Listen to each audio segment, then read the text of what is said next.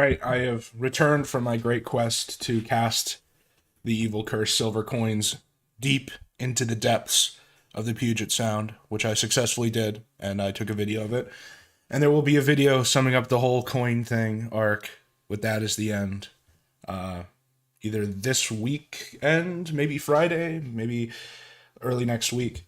We'll see. But while I was gone, as if by divine providence, stuff keeps happening. Stuff keeps imploding. We have two regular characters here, Idubbbz and Rakeda, who are just really great at shooting themselves in the foot and have decided to do that repeatedly while I was gone. And what's really interesting about this is, about both these guys, about what they've done, is both of them are like completely unforced errors.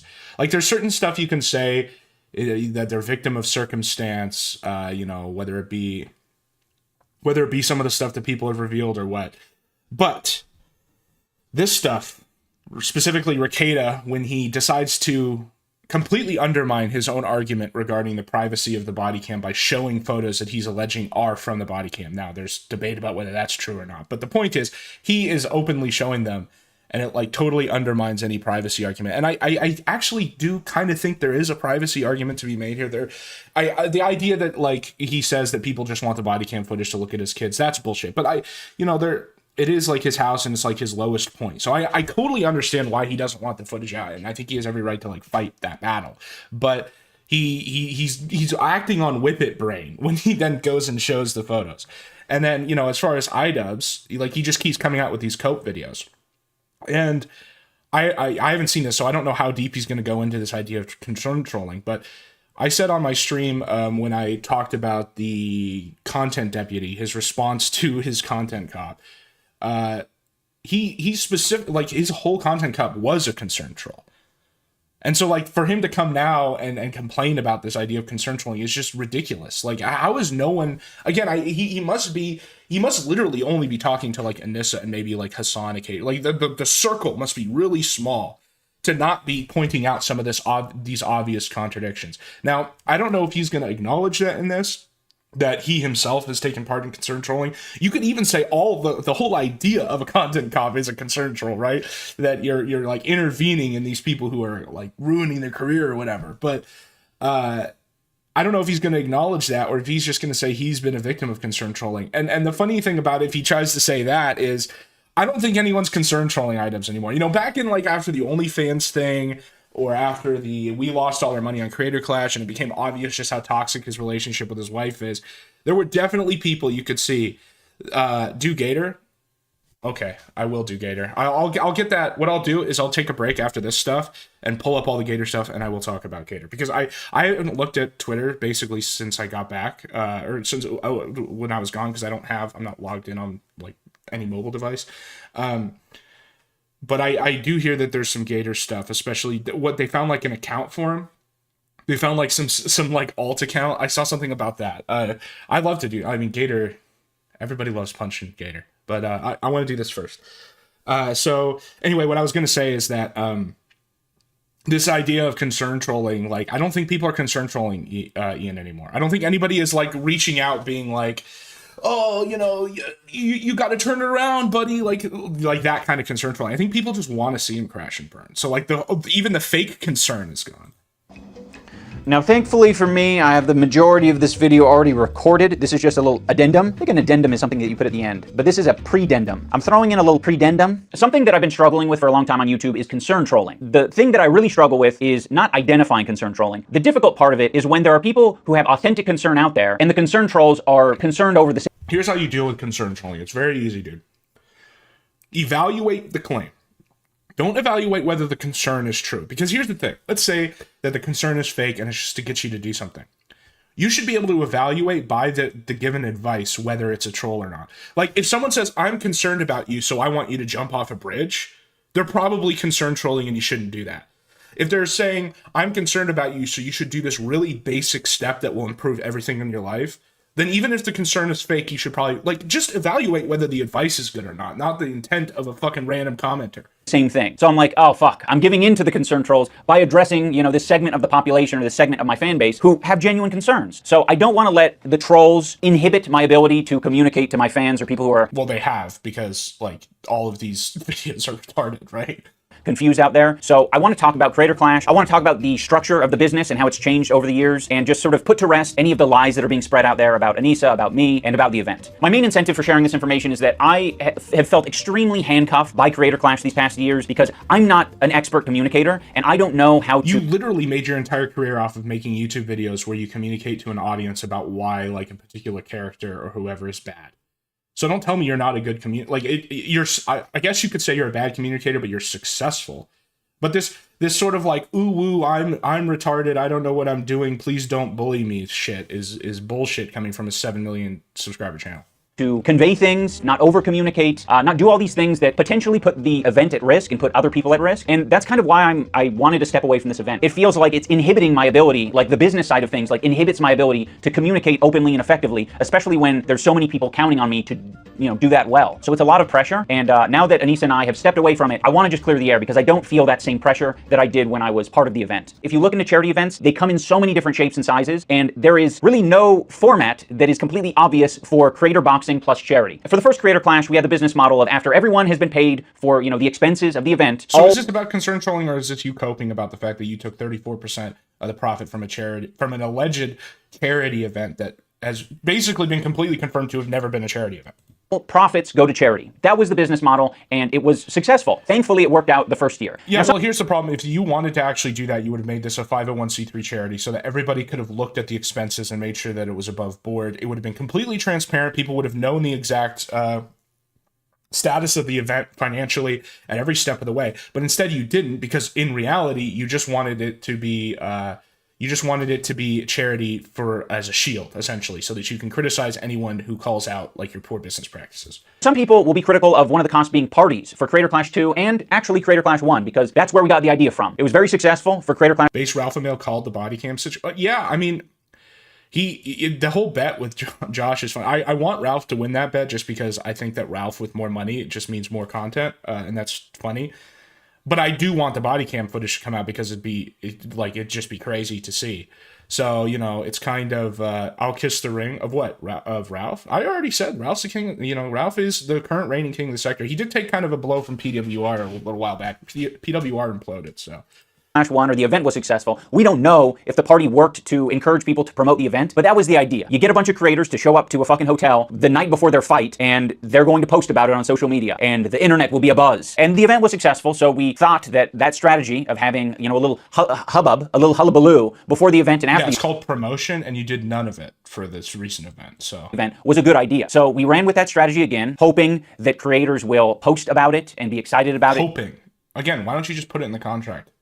You will make this many posts per month. Like, it's not that difficult. And buzz will be generated, but it didn't happen. Or maybe it did happen, but it just didn't sell tickets. I would cross that off my list as a learning experience of, well, if you do this strategy, you either got to force people to post about it, or you have to fucking... Yes. It's called a business, and you have, like, people who go into business with you, so they have a profit motive. The thing is, that, like, you can't say that, right? Because the whole claim here is that it's a charity, so you're just conflating these two perverse incentives. I don't know, not do it. You gotta make sure that people are slapping each other during the weigh-in. That's probably what I change it to, because it's cheaper, you know? It's a lot cheaper if people slap each other during the weigh-in. I just wasn't about that. I was just like, I don't want this fake drama shit. For the second Creator Clash... You don't want this fake drama shit, so instead you just tried to make real drama where you comment on a holy work. Great, okay.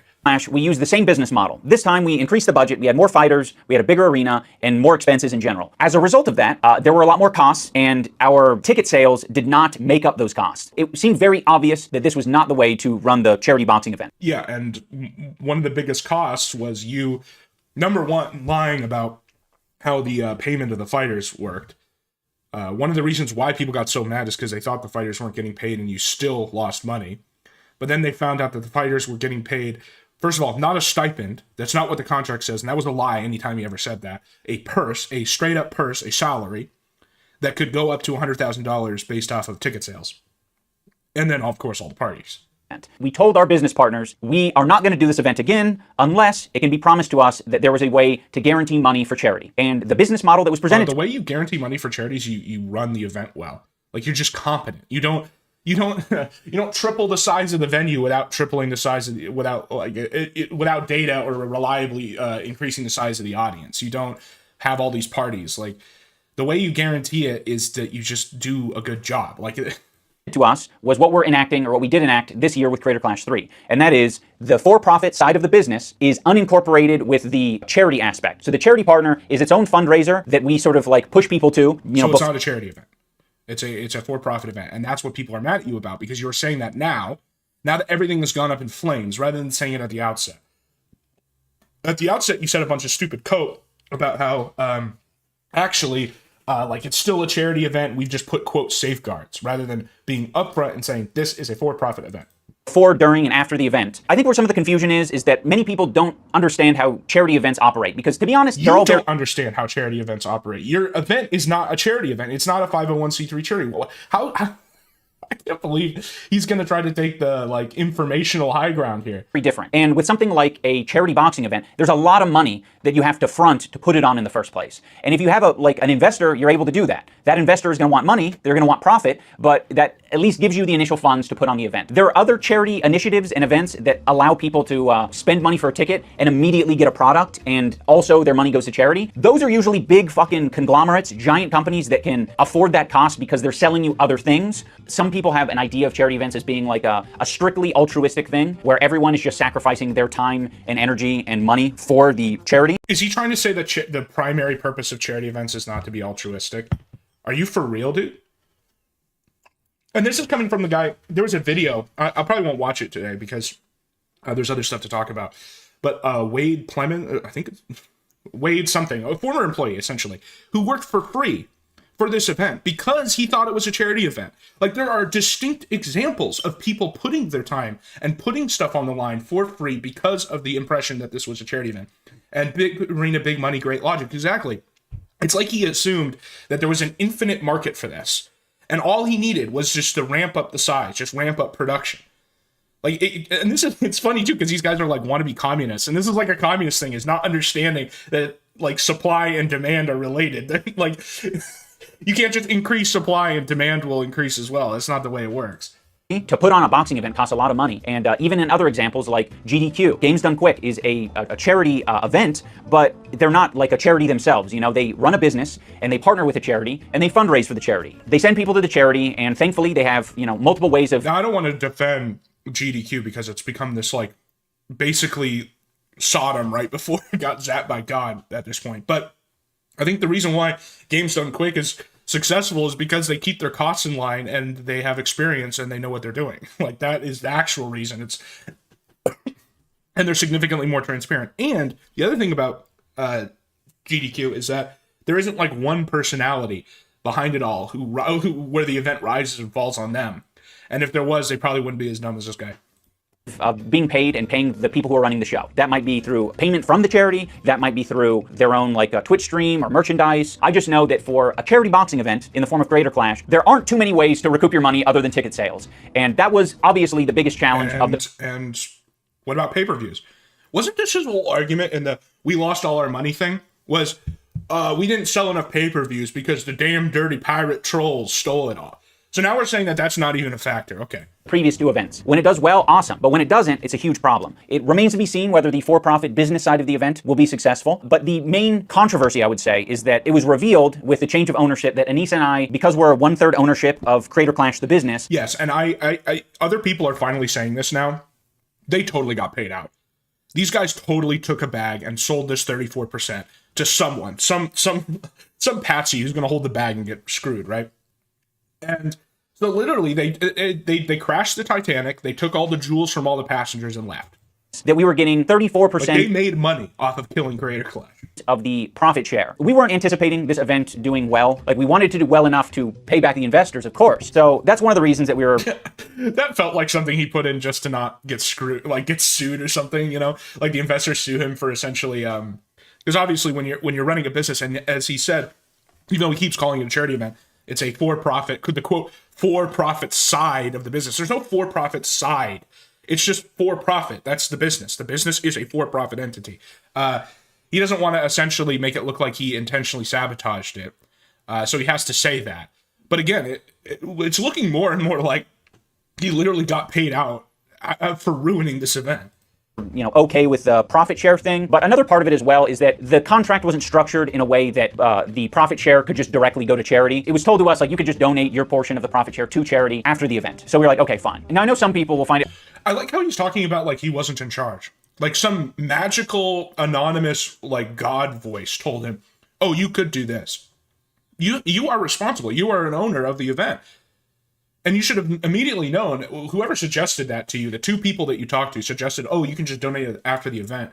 Like, yes, Ethan Klein did interview Idubbbz' former coach. I have it right here. I might not watch all of it because it's like, I don't know. Ethan's podcast is hard to watch. It's kind of boring. And I think like half of it is just his like mail order wife complaining about being a sex slave or something. I don't know. But I might just look at the clips of that. I was hoping, as with everybody, that the coach was going to talk about how he cucked Idubbbz, but It's hard to believe that Anissa and I were just going to give our portion of the profit share to charity. There's nothing I could really say to, I think, convince them otherwise. It was up to our discretion at the end of the day, and if you don't... Yes, thank you. Thank you for saying that. Believe us, I can't say anything that'll change your mind. I guess my only... No, you could show paperwork. You could show stuff that would maybe convince people of something. The problem is, what you're trying to convince, like, all it would do is further prove how stupid and like negligent you were, I think. Appeal is that year one, we made a bunch of money for charity and I just got the fighter's pay like everyone else. And year two of the event, we definitely got nothing. So yeah, having said all this, I know that there's probably a lot of you out there who honestly don't care and you're just like, you want to see boxing or you just want to see regular videos. I get that. Well, I think that what most people want is, again, just transparency, which you have not provided until now, when you've basically been smoked out like a roach from inside the tree. My soul, I needed to communicate it. So yeah, that's a big relief for me. I mean, I'm very happy that, this year money is being raised for charity. And I'm still talking so slow. Glad to know that it's already more successful than... This is like Lexapro type talking patterns, in year two. You see this with Wings. Mission accomplished, as far as I'm concerned. I responded to his personal attack with a joke, and then... And of course, he then cites the money that they raised with the song, which is not Creator Clash raising that money. That's just him doing a stream raising that money, proving that he only ever should have just done a charity stream if he really wanted charity. He hit me with a concern. But what he actually wants is a boxing event where his wife gets to choose all the guests, which apparently is what's said in this call, this other video. The coach apparently says that Anissa is the one picking all of the guests and like insisting on certain guests. So basically you wanted that. You wanted a party that would be funded by other people and then also be able to claim that you're like a good person by doing charity when you're just not. Concern troll. From the right, there's a lot of concern trolling around small businesses. This is the most boring kind of concern troll. Get Snoop Dogg and Tupac to concern troll. Concern trolling. You need to address this issue, man, because Okay, so the Creator Clash part of this is just completely unrelated to the rest of the video. It's just in here. defending the trans The rest community. of it is about, again, okay. That is such Even though Idubbbz himself is a giant concern troll. Or concern trolling. Lindsey Graham did a lot of concern trolling about this. His concern trolling is empirically wrong. Oh, dude, this is like the hardest concern trolling I've ever heard in my entire life, dude. You don't answer to the concern trolls. Concern trolling about homeless people. This guy's an example of a concern troll. concern trolling about fairness. They sit on the sidelines and they concern troll. It's basically concern trolling. There's a lot of people do concern troll. Concern trolling. Concern trolling. Concern troll. Concern troll. Concern trolling. Concern trolling. Concern trolling. Quintessential concern troll. That was some expert concern trolling. Yes. I've been working on my laugh lately. I'm trying to get it to a level where it's contagious. I haven't figured it out. I'll let you guys know when I figure it out. Hello everyone, welcome back to another episode of Idubbbz Complains. In the last couple of videos, I got a lot of comments. Now I don't have time to read all 150,000 That's what this is, okay. comments, but I also don't want to let down my audience, I want them to know that I hear you. I hear your concerns, and I'm listening. I've put all 150,000 comments into the AI, and I told it to condense it down into a singular comment that is representative of the whole. My hope Is it you're retarded? is that the one comment will perfectly represent a small fragment of everyone in the audience, so everyone is equally happy. Okay, hold on a sec. See, the problem is, like, he's concern trolling here. Is that the point he's going to try to make? Like, what? How is he, like, lack this much self-awareness that he's going to be this smug, like, guy, like, on top of his on top of shit cuck mountain? So I'm kind of lost. Who's Hassan again? But hey, it's cool to see a content cop after all these years. Still, I gotta say, something feels different, man. Did we lose the plot somewhere? Yeah, so it's just... So it's just him, basically, I have no idea about this stupid holy war you've put in, or this Hassan guy. What's wrong with you? the old days, but whatever. Keep doing you, I guess. Anyway, peace out. I'm gonna go rewatch some Filthy Frank now. Yeah, so pwned. Okay. I'm gonna be honest. I'm a big fan of the one comment because I feel like it perfectly encapsulates a comment from like a normie viewer who maybe watched you 5 years ago, but you know they don't keep up with the drama or anything. When I first started my research on concern trolling, I was trying to find scholars on the topic. My research on concern trolling. Yeah, irony bros, we're back. Yeah. Your research on concern trolling. Did you read some like UN paper written by Jordan Peterson before he flipped to the right? I know it hasn't been around for that long, but I'm like, surely there's some. I don't know why no one talks about that, by the way. If you go look at Jordan Peterson's history, basically his entire life has been picking some weird movement and attempting to hijack it and then to become famous and then failing. So like, if you go look into his history, there was a period where he was a vegan advocate, which is crazy now because his daughter's like all into the all meat diet, right? Yeah, he was like a vegan advocate trying to become like a guru for that movement. Then he worked for the UN for a while and wrote like straight up like a UN New World Order type global government document that reads really bad now compared to like where he went. And so it just feels like he was a guy who was always just trying to look for something, just trying to look for some movement to like become the guru head guy of. And then it finally worked out with his whole like clean your penis shit. Someone who is well versed in the art of the troll. He's mastered that art of trolling. And loving Jews, yes. To my surprise, the scholar on and hating Elmo, don't forget that. He thinks Elmo is like Satan. This topic is Anita Sarkeesian. Yeah, it's been almost a decade since like the Gamergate time, and go figure. The white it always comes back to this. This is the joke I usually make, is like whenever anyone asks me to explain, like my friends in real life, whenever they ask me to explain whatever drama is going on or whatever, like we're sitting around having a beer, I always say, well, in 2015, a woman named Zoe Quinn had sex with 5 video game journalists. Like, you know, all the story always starts there, and he's playing into this. That's why I want to make like a sort of explanation video of how we go from Gamergate to like the Fourth Reich or whatever. White guy 8 years later is like, I think Anita Sarkeesian was kind of onto something. There's a lot of assholes on the internet, and they're kind of misogynistic too, I think. It's crazy what a little Seethe. Yeah, well, the problem is she was an asshole too, and also like was a terrible advocate for her own position. Or the love of a woman will do to you. Unfortunately, that's not the only species of concern troll out there. The most obvious definition for concern trolling is when someone We are 10 minutes into this video, and he is now finally defining concern trolling. Someone is pretending to be concerned about a particular subject or cause. And again, the solution to concern trolling is just evaluate the advice that's given. If it's good advice, it doesn't matter whether it's sincere or not. You should follow it. If it's bad advice, you shouldn't. Or just ignore it all completely, obviously. In reality, they don't give a fuck. They're just doing it to either get attention, start a fight, derail a conversation. To be honest, it's very effective. Because back in the day, you could identify someone trolling pretty easily, and you can kind of scroll past it. They'd have a name like Shit is Fuckus, and they would say fake and gay. But nowadays, it feels like Shit is Fuckus is probably living a better life than you right now, buddy. Shit is Fuckus is probably like a king with 10 kids.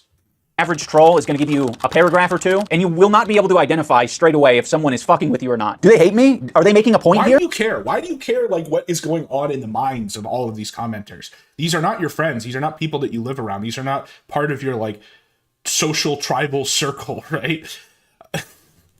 Should I rethink my behavior? It's like the reason why he cares, right, is because a lot of people are not anymore. Like I said, I don't even think people are concerned anymore. I think they just hate this guy. But like 5 years ago, when it was still kind of the jury was out on Idubbbz, people probably sent him a ton of messages being like, buddy, what are you doing? You're off your bloody rocker. Like, you know, get your shit together. And rather than evaluating the advice, he just wants to put people in the friend or enemy distinction. And then that's how he determines whether he follows your advice or not. And you can tell this, like, with the way he deals with Ethan and all of these other people, is that the minute he's pushed to put them in enemy mode, then, all hell breaks loose. And it doesn't matter what they're telling you. It doesn't matter, like, if the advice is good. It doesn't matter if they have a good point. Like, you don't actually evaluate the claims. You just evaluate what tribe people are in. Behavior? What the fuck? It seems like they'll oftentimes give you their fan resume to like prove that they're not just some random hater, right? They're not a troll or a hater. They're a fan who's been supporting you since the Kickstarter crap era. This is all just coke to explain why so many of his fans are telling him he's a fuck up now. That's all this is that they're all just must be trolls. Been supporting you since you made an NFT of your ball sack. I've been subscribed since the Overgrowth Let's Plays. Hello everybody and welcome back to more Overgrowth. Just want to say that this video really missed the mark. Hope that you can do better. Hope that you can do better is such a great thing to say. It's like Isn't this literally what you told Ethan? It's so funny because so many of the things he's complaining about are in his content cup for 2 weeks ago. It was only like 2 or 3 weeks ago. He literally says in there that he wants like Ethan to do better and that he's being shitty. Like, isn't there literally a line in the video where he's like, "You're being really shitty, and I need you to do better." Like, it's the exact same thing. Piece of shit. Part of the reason I want to share this is because I know there are a lot of creators out there who have to deal with this on a regular basis. They have to be the ones to differentiate between authentic and inauthentic. And a lot of the and most of them don't have to make a whole video about concern trolling. They just like are normal people who can evaluate, either ignore the comments or evaluate good advice from bad advice. They don't need this fucking struggle session. time you just gotta fucking flip a coin or just ignore it outright. And it's really easy to say, like, I would handle that really well because my policy is to not give a shit about any of it. But obviously, if you do want to have some sort of relationship with your audience or the internet in general, you do have to give some percentage of attention to what's being said online. That's going to be different for everyone. Now, some people might be worried that I'm giving new strategies to all. This is literally like a this is like if a child trying to approach this topic. Did this guy like lose? Did whatever pills they got this guy make him lose IQ points? He's having to explain shit that's just intuitive to people, normal people. The trolls out there. But don't worry, they already know these strategies. This is kind of like I think this is in all of us, right? Like, if you want some attention, you're gonna figure out a way to get the attention. If you want to fuck with people, you'll figure out how to fuck with Yeah, well, some people get attention by like making good, like online at least, like making good videos or providing like entertainment or whatever. You get attention by posing with a swastika sword with a guy who defends Hamas and calling for like the death of Jews while they're at war, like, sorry, not Jews, high elves during the war with the Wood Elves. It's like, that's one way. I mean, that's how Rand would get attention, right? He'd just stand on the street corner, hit his head with an ammo can, and say like and declare total high elf death or whatever. people. This isn't like some secret sauce, really. There's a few different strategies of dealing with concern trolls. If everyone knows, why make the video? You can obviously, try to look into their post history, and if they don't come across as okay, so he does like a full dossier. He like does a whole thing. credible, if all their post history is wiped, then you can just say, I'm going to err on the side of you're trolling me. When I listen to Tim Pool, he has like a little bit of a theory on, the left versus right and who is doing more concern trolling. The right has their concern trolls, but it's rare. It rarely happens. On the left, it's endless because people... How is he turning this political? How is he turning the generic phenomenon of concern trolling? Now he's going to try to say that it's like more of a right-wing thing because obviously he doesn't like the right. People like Patton Oswalt don't care about principle. Now, I don't fully buy into what Tim Pool is selling here. You can kind of look at the political spectrum as like a spectrum of concern, and people on the left seem to be generally more concerned than people on the right. You can say that people on the right are mostly concerned about themselves. So his thesis, the grand political thesis here is that the real distinction between the right and the left, it's not, the French National Assembly, it's not the speed upon which the liberal revolution occurs, it's not, it's not even epistemological. It's like whether you could know things or not know things, or whether there's a God. It's none of that stuff. It's just people on the left are concerned and people on the right are not concerned. And then he literally contradicts that within one sentence. He says, people on the right are not concerned. Actually, no, they're just concerned with themselves. Seem to be generally more concerned than people on the right. You can say that people on the right are mostly concerned about themselves. Okay, so they're not concerned, but they are concerned. Yeah, I mean, that's like the meme, right? The meme where they show the graph that shows how basically conservative people pay more concern towards people closer to their circle, themselves, their tribe, their family, whatever, and that people on the left think like inanimate objects are people and like insane shit like that. Yeah, I guess you could say that that's it, but that's not a concern versus not concerned. It's just a different priority. Stop the vid. Yeah, I'm getting close, man. I'm getting close. Now that we're getting into like the Idubbbz political theory stuff, I'm just gonna start. Yeah, that might be like a fair assessment. If you're somewhere over here where Tim Pool's at, all you got to do to concern troll him is take one step to the left. That's it. I think concern trolling is in the eye of the beholder. With this example, you have Tim Pool thinking that Patton Oswalt is being concerned. Okay, this is retarded. I literally, I'd love to just tear apart the political aspects of this video, but I don't think anyone cares, and you shouldn't care. So we're just going to go straight to this interview. And then after this interview, I'm not going to watch all this. I just want to see the good stuff, which I think is just this segment. And I'll like try to speed through it. I will look up the Gator stuff because I do, like I said, I saw a little bit of it. I saw that they like found some account from him. Horizontal again, maybe we'll fix. Yeah. Muted. I was talking unmuted. Now Harley actually put me in touch with these guys. And so how did you guys connect? Kind of Michael, Kate, and Harley, you guys were in touch, right? Well, I know them from Creator Clash. Do you see? He was casting a Wood Elf spell, and then they took him to, or a High Elf spell, and then they took him off the screen. He has to cast a spell at the beginning of the interview. It's a charm spell, like in Oblivion. You do the charm like 1,000 for 1 second. That's what he's just doing there. Actually, that's how I met them. And I never saw the clip, Michael, of you saying that you could beat up all the coaches. I'm telling my coach, we'll see about that. I don't know. He's not going as hard as you do every day, but I don't know. I don't know. I've seen Michael. He's a beast. Yeah. I don't know where he gets all that energy. I'm not a morning person, so someone like Michael would piss me off. I feel like he's good to go first thing in the morning. Is that right, Michael?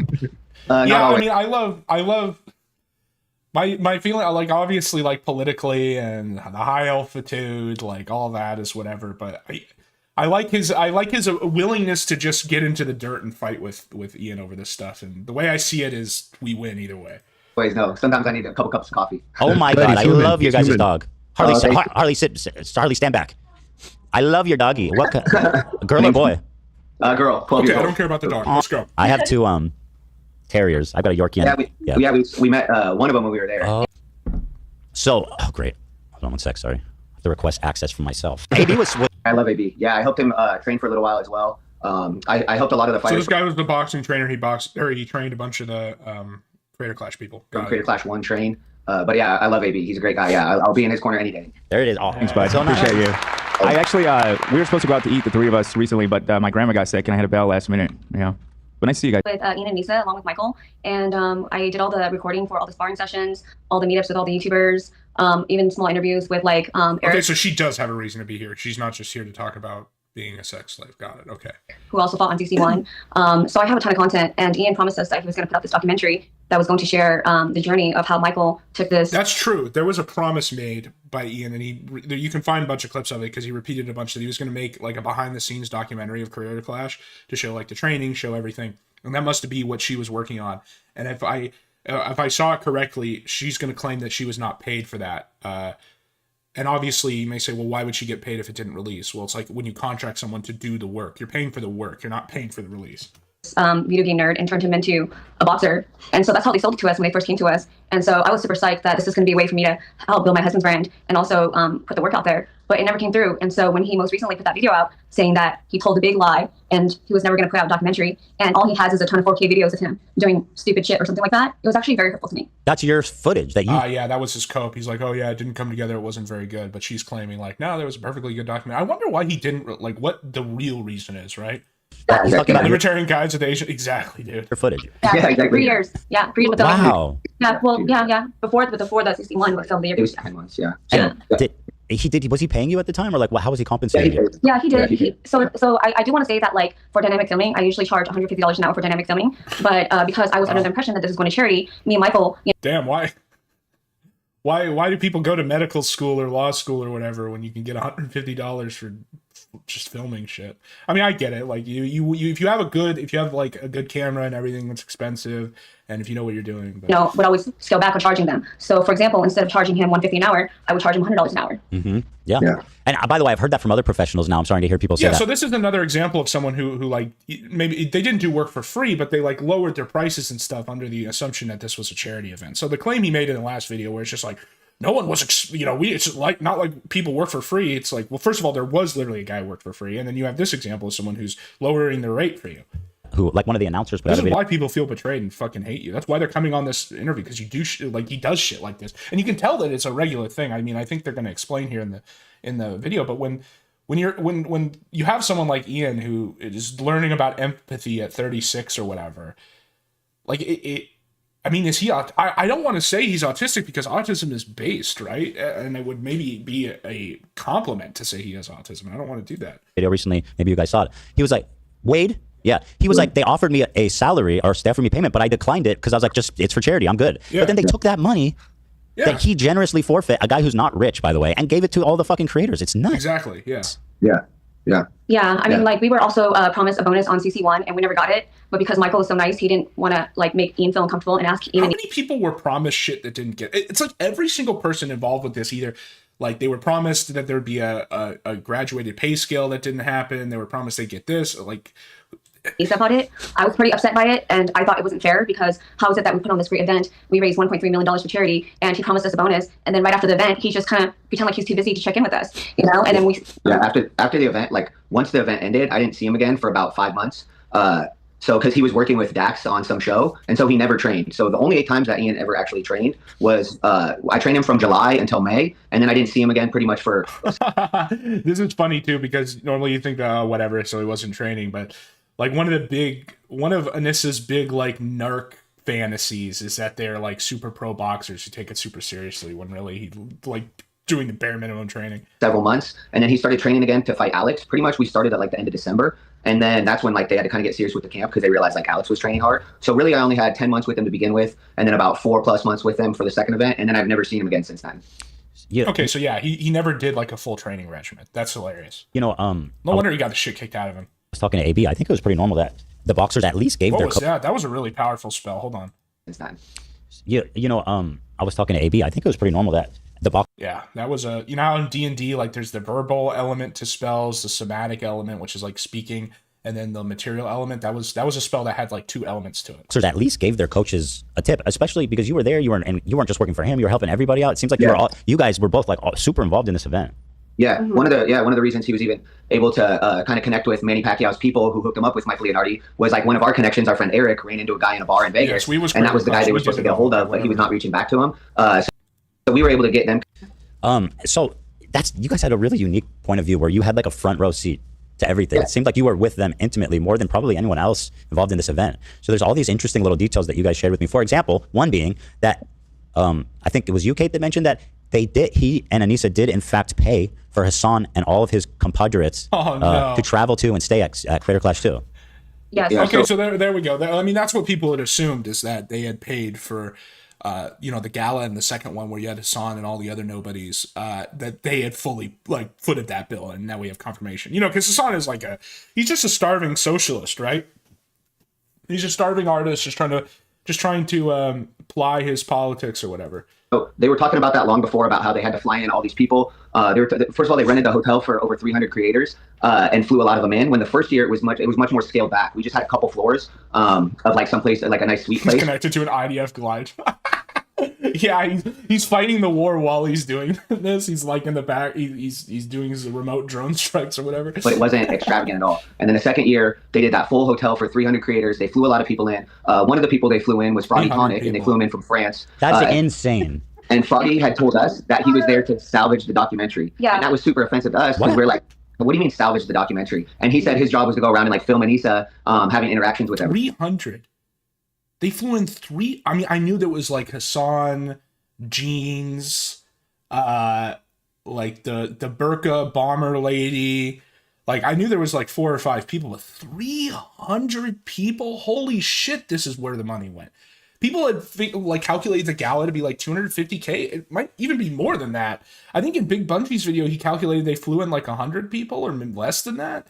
Everyone. So we didn't know if that meant they were going to make the second documentary about how, or the actual documentary about how like Anissa was responsible for the event, because she did put a lot of work in for the first event and she did put a lot of work in for the second, but at the same time, in the first event, she didn't get credit for it. So she felt like she deserved all the credit. So I think that's so it's like inversely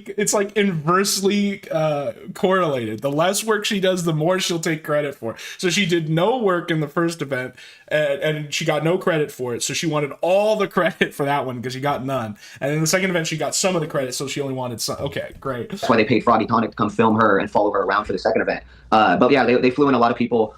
They rented out the whole hotel for 300 creators. Yeah, filming Anissa. Well, that's what I was hoping, is that these guys would come out and be like, yeah, we were part of some crazy swinger shit with Idubbbz and Anissa. The thing is, they still could be, and then they just won't say it because it's just as embarrassing as them. And when we asked them if Ian's dad was going to be there, because he was there for the first event, they said they couldn't afford to fly Ian's dad in. It was too expensive. Yeah. I know. It's pretty sad. And Froggy Tonic told me directly, because I met him at the hotel, right, where we were all staying at in Tampa for CC2. And he was like, oh, you're the videographer that has all the content of Ian sparring. And I said, yes, I'm super excited. I've been waiting for this documentary, but it never came out. So I heard that you're taking it over now and you're going to help with the editing. And that's when Froggy Tonic told me that, yeah, Ian and Issa brought out his whole crew from France. His whole crew? I think it was just him. Well, he had a few people that were holding the cameras, his camera guys. Because the interesting thing was that usually when like someone is a videographer, they would be the one filming most of the time. But it was interesting to me that he was just directing? Yeah, he was more directing. This fucking thing, I think he's Spielberg? Scorsese. What the hell's going on? Drop the tape.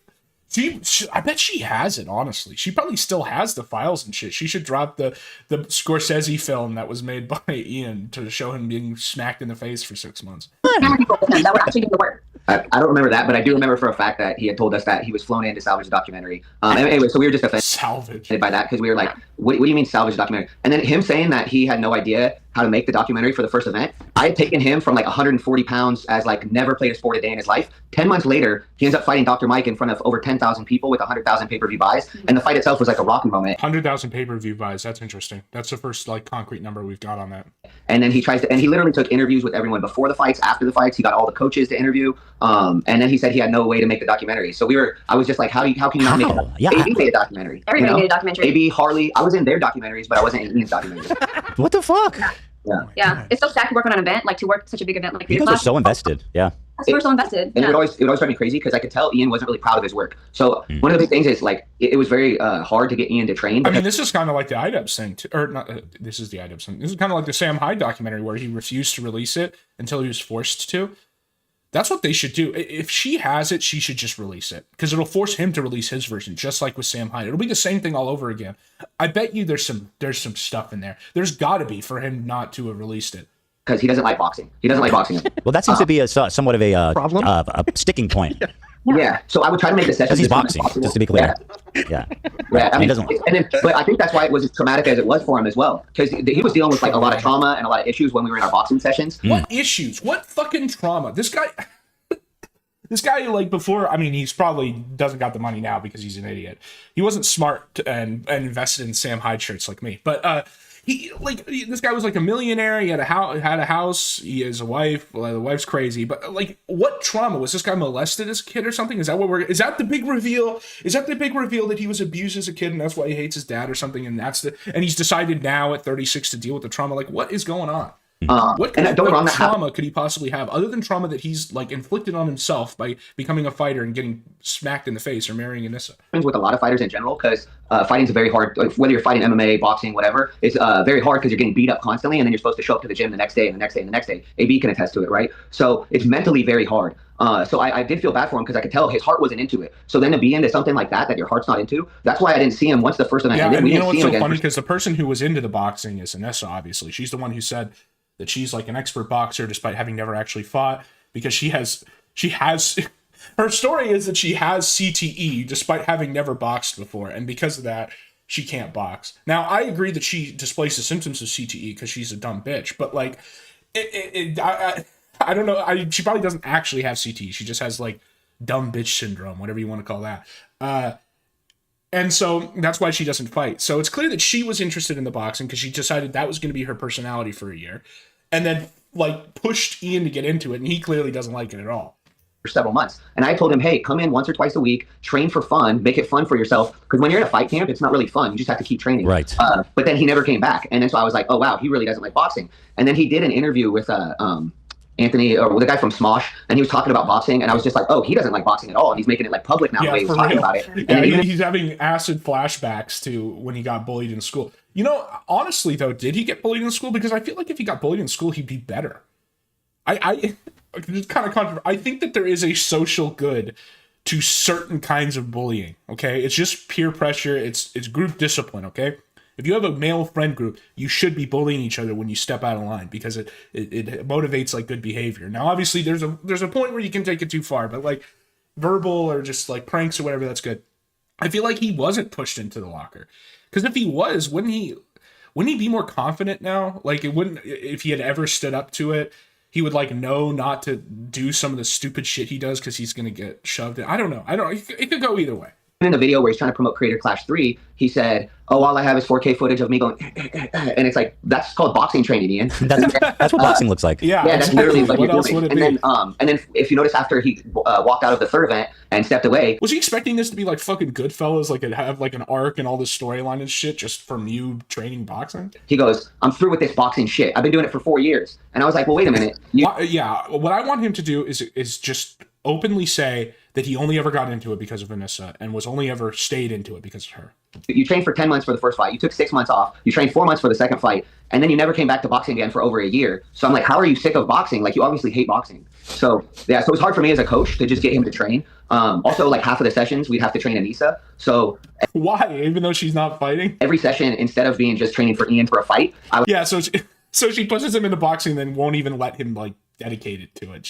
She's got to insert herself even into the training. Have to take half of the session and train Anissa. Whose idea was that? So funny. Hers. Yeah, it's all hers. But the thing about it is Ian goes along with it, right? Because I feel like if Ian would have said, hey, no, I need the time to train, it might have been different. But he's just like, oh no, she needs to train before I train. But she didn't even fight. Yeah, what exactly? Why? She wasn't even fighting. No. And so literally, in like the training footage, half of the sessions I had with him would be with her. And then she would come in with like all sorts of drama to the gym. One day she was super dramatic and I was like, oh my gosh, what happened? And she related Will Smith slapping to Chris Rock to somehow Ian having to defend her online. So she was... Everything that's ever happened is a direct... You know how like the way schizophrenia presents is basically... You see connections where they don't exist. And now sometimes they do exist, and that's why schizophrenics are really interesting, because they'll see connections that do actually exist that no one else sees. But the like pathology of it is that you relate everything together, even stuff that's not related. Like that's what this sounds like. Is that she just relates like, not saying she's schizophrenic, but like in a narcissistic way. She relates everything that happens to everybody else to her. So the Chris Rock Will Smith slap over some stupid joke is directly related to her. Although now that I think about it, there is kind of a relation there, because isn't Will Smith a cuck? Like that's part of their thing, is they have some open relationship. So it is kind of like Ian. It was like super dramatic the whole day, and I'm like, I can't even train Ian today. Yeah, this cuck is exactly. She's so dramatic. So that was. Give me a sec. Give me a sec. Keep fucking my mouth. The slap, guys. Yes. She came in distraught, and I'm like, oh my gosh, what happened? Yeah. She's on Chris. She's on the slapper side, right? Like she was empathizing with Will. She felt like she felt like Will was Ian. He had to slap. Yeah, literally, my cuck. This much more famous, much richer cuck is just like my cuck. Yeah, Ian has to slap all the people that insult her, I guess. Yeah. Wow. And so, but anyway, so that's true. Will, I'm not putting this word. This is my observation. Will Smith is one of the most famous cucks. Yeah. And again, that's my analysis, not your guys. But it is an interesting analogy, right? For them to be idolized, because Jada famously had an affair with her son's friend. You know, so I wonder if that's how they relate more so than the slapping. Yeah, exactly. You know, yeah, it's just me. I'm doing a little psychology here, in Los Angeles. I got a couple questions actually. If you don't mind. Harley, what's up, man? Yeah, please, by all means, chime in anytime. Okay, yeah, I had a couple questions. Let me get. What's happening? Set this up right here properly. Oh! Get this in order. Did you guys get any paperwork, by the way? Did you guys sign contracts? The fighters had contracts. Yeah, here we go. Harley's activating his high elf instincts here to start talking about the legal aspect. Let's go. Curious if the coaches had. No, we never had a contract. No. Oh, interesting. Because that would have been like something that would have detailed. Mm-hmm. What's like what I mean, did they I guess by word they told you it was charity and they didn't ever. Right. Yeah. So and I'm still hoping that the first event was all charity, other than Ian taking. Buddy, that ship has fucking sailed. He admitted that he took money from the no, man, it's tough. His fighter purse. But what was crazy about that is then you said you had a $27,000 bonus, and I was always under the assumption that there was no bonus, because even though no one knows what's happening. This whole event is such a shit show. Nobody knows who's getting paid what, why they're getting paid, who they're getting paid. It sounds like basically the way this event was run is if you annoyed Ian enough, he would just keep giving you money until you went away. And then if you didn't and you just assumed it was run like an actual business, you just didn't get shit. You got no money at all. He told me there was a bonus. He then disappeared for 6 months and I never saw him. So I was like, was there a bonus or was there not a bonus? Right, and you confronted about that? You asked them, or you didn't want to? No, I just because I'm the same way, by the way. I never spoke about money with Creator Clash. I have a guy on my team that does that. I wanted to not talk about money, and plus it's awkward when it's a charity thing. You're like, I don't want. It's not a charity thing. That's the. Am I going to ask for money? Yep. Right. Yeah, and it's awkward when it's your fighter, and then you have to train him for a whole nother event. And I mean, truthfully, like a lot of times fighters will say they're going to pay a coach and then not pay a coach. So that happens sometimes. So truthfully, unfortunately, I'm used to that, right? Where they're like, oh, there's more money coming in. And then the more money coming in just goes to them. So you get used to that as a coach. But I am under the assumption that the first event did all go to charity. And then the second event was supposed to go to charity, but instead it went to the hotel, the pre-party and after party. Was there a moment? About the after party, because he said he was using the after party to help promote the event, but I have no idea how an event. How is it? It was after the event. After the fight will generate money for the fight. Well, so that's it. What the fuck? Why even say that? In his most recent video of concern trolling, in the beginning, he said. And the funny thing is, none of the people who went to it, I guess you could say, okay, well, the way it's promoting it is we're giving all of these losers a gala in exchange for them promoting the event leading up to it, but they didn't. I don't think Hassan ever talked about Creator Clash 2. he's explaining how they lost money in the second one, and he goes, the event before the boxing was to promote it, and that sounds reasonable and normal. But I don't think he even mentioned the fact that there was a massive gala after the fight where Anissa got to play as MC and give out awards and shit. So we actually didn't even know about the gala until about probably maybe less than a week before the event, or a week before the event. The only reason I knew about the gala was because Ian had invited some of his training partners, and they were on the email list, and so they kept telling me there was going to be a gala. And I assumed they were talking about the pre-party, because the first year they did do the pre-party, but it was much smaller. It was on a way smaller scale than the second year. And then also, so we had no idea. So when everyone was asking me about a gala, they're like, what are you going to wear? I was like, I'm going to wear sweatpants. What are you talking about? And then they're like, what? You're going to wear sweatpants to a gala? You're crazy. And I was the first year, it was like, like the first year was like a little party thing. It was like a Sweet 16 vibe, which is all you need. Like, game setup. Yeah, we had Super Smash Brothers set up. It was in the hotel both years. That sounds great. It was much more casual, but if you dressed for that, like I was told specifically to dress nicely for the gala, that there would be pictures and such. Yeah, we found out it was a red carpet event that they flew Getty images in. Isn't the other the other thing, the way you could justify the gala is that the gala raises money, because that's usually what galas are, is that it's a bunch of rich people getting together at a party and they donate a whole bunch of money to, you know, the High Elf Pedophile Fund or whatever, that all just gets embezzled, right? But or the horse charity, right? Because that is like almost borderline. I mean, that's what rich people do, is they make a fake charity to basically set up other people in their family. That's what the horse charity is. Anyway, why didn't they just try to raise money at the, like Hassan ended up donating to Creator Clash 3. He could have donated at the gala. The gala could have been a fundraising gala, but it wasn't. So they straight up flew Getty images to take pictures for the event. But yeah, they're the only. Go ahead, sorry. Oh, I was just gonna say, when we asked them about it, and I said, hey, is there a gala? And they said, oh, you guys don't even worry about it. You don't have to go to that. And I said, what? This is what Anissa said. And I said, what? And I said, well, some of the sparring partners got invited. And she said, I don't know how they got on that list. They weren't supposed to be on the list. And in my mind, I'm like, Ian had invited them. He sent them the email personally. What right? a disgusting human being she seems to be. I'm sorry. Oh, she didn't want any. So it sounds like they really didn't like this couple. Maybe, and unfortunately, wow, this is like mid-spell. Look at this. Wow, this is wild. This is like right when the lightning's going to shoot from his fingertips.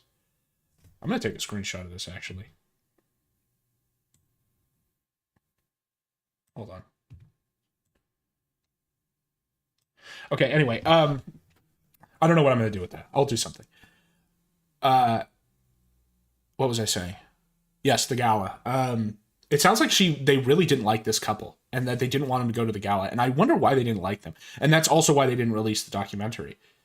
Maybe lovers' quarrel. Maybe it could go either way. It could either support the claims or go against it. Any of us there. She only wanted like creators there, or people that would, I guess, make her feel like she could get more clout. So she told us we didn't have to come to the event. She doesn't know why we would want to be at the event. Yeah, maybe.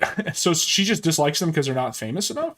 Like she thinks that she has like a certain floor of clout that she won't like rub up against, like some kind of like aristocrat from the 1700s who doesn't want to touch the peasants. And I said, what's the event for? And she said, and it's an award show. And I said, what are the awards for? And she said, they're awards for the boxing. And I said, why wouldn't his coach want to be there? Why wouldn't his team want to be there? I was like, that makes no sense. So everybody else, all the other coaches I talked to, I said, hey, did you guys know about the gala? They said, yeah. I said, did you bring a suit for it? And all of them had freaking like 3-piece suits with like chiefs and everything. I had sweatpants. I'm like, oh, dude, that's so messed up. Why? It's like you're the guy connected with the event organizers, and they're explicitly excluding you guys. I know why. I honestly believe that the reason why Ian and Nisa excluded us and did not want us to know about the gala is because we're both very professional, we're both very direct, and very transparent. If they told us that they were going to throw a huge gala after the fight and it was going to cost a ton of money, we would have asked them, why are you doing this? Yeah, because Anissa already told us, she shared with us. Yeah, that's the other aspect of this, is a lot of these people are motivated now to speak out about Creator Clash so that they don't get lumped in with stealing from charity, right? Prior to CC2, like a month before, that they were negative with it. We totally would have told them not to do. I mean, this is kind of like ex post facto, like covering your ass. I don't know. 500K already? Yeah, Whoa, hold on. Yeah, say that again. They were negative 500K before the event. Yes. So going up to the event with the ticket sales and the PPV sales, when the event started, they knew they were down $500,000. Yeah. Keep in mind that they moved to a bigger venue and they sold a lot of tickets. Yeah. But before the event had started, they said we're fine. So the reason we found this out was because I wanted Ian to start doing 2 training sessions a day. And I said, Ian, you need to start doing 2-a-days. And he was like, why should I do 2-a-days? And I told him, I was like, Ian, you're not good at boxing, man. My brand is at stake. Because you suck, bud. So you need to do 2-a-days. That's what pro boxers do. And so Wait, did you actually say that to him? Yeah, yes. And then I told him, I said, my brand is on the line. I said, you can go back to YouTube. My whole life is fighting and coaching fighters. And I'm like, so if you don't have... Wow, you suck so much at boxing that you fighting is going to make people think I'm the worst coach ever. That's so funny.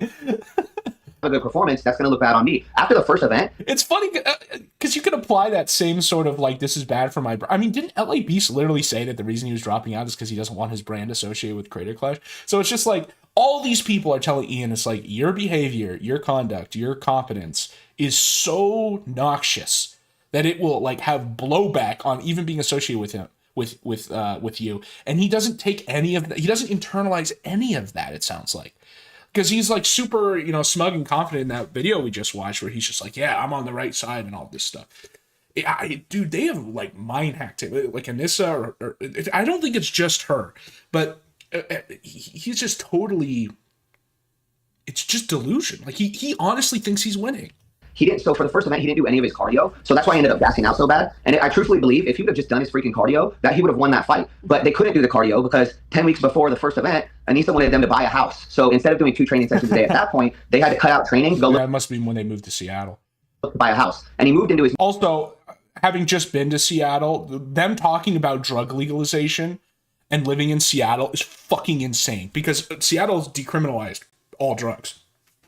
And by that, I mean, it's still technically illegal. They just don't enforce the law.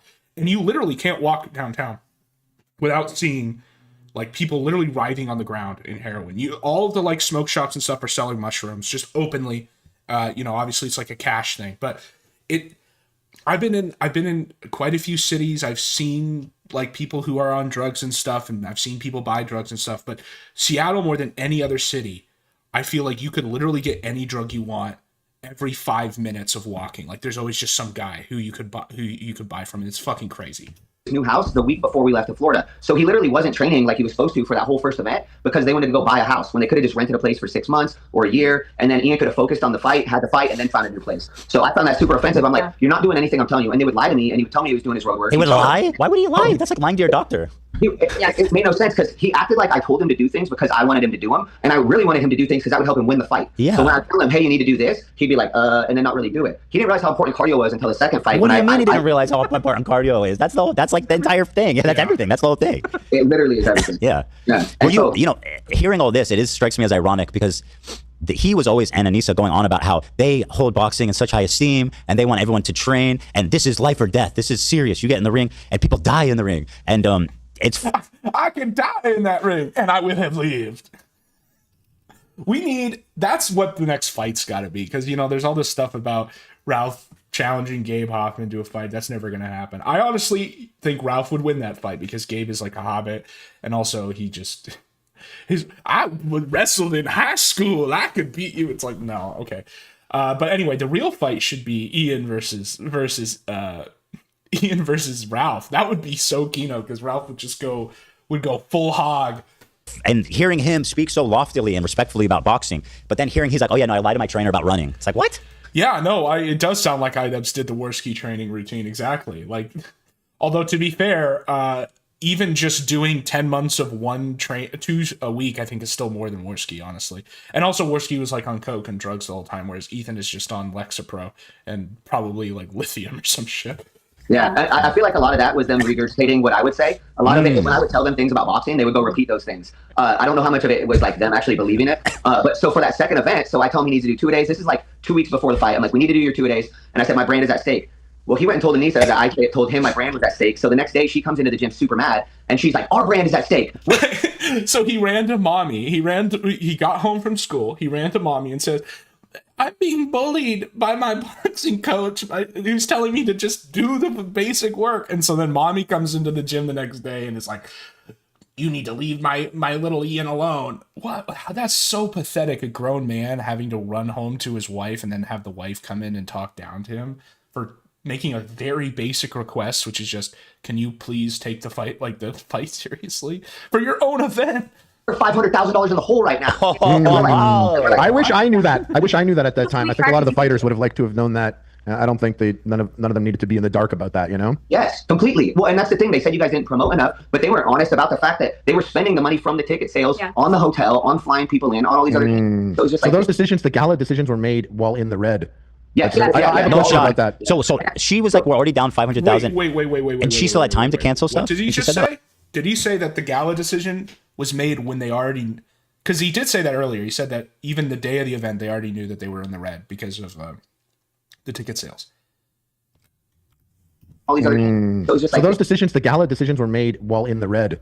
yes, That's right. yeah. Oh my God, that's so much worse. So they already knew that they were in the red, and they decided to.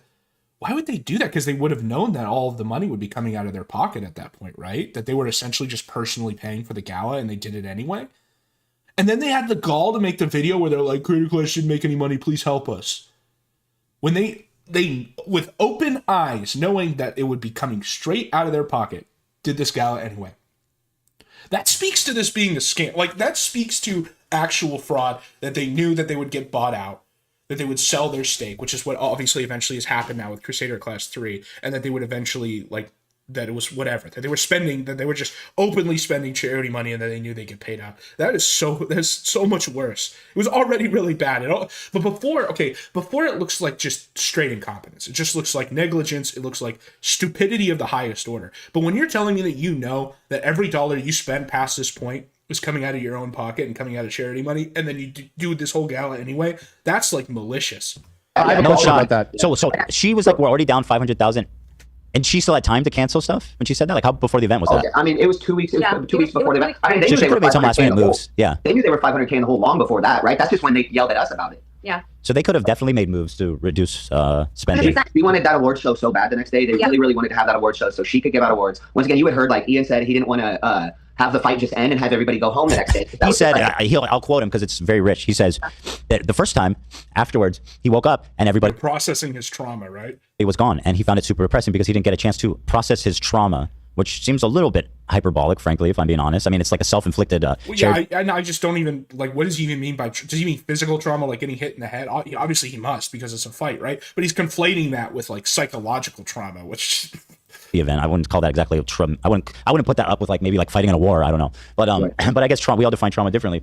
But so he goes, so in that case, I wanted to throw a party afterwards where we could all talk to each other and process our trauma. And then he says, we lost money, but I don't regret throwing the after party.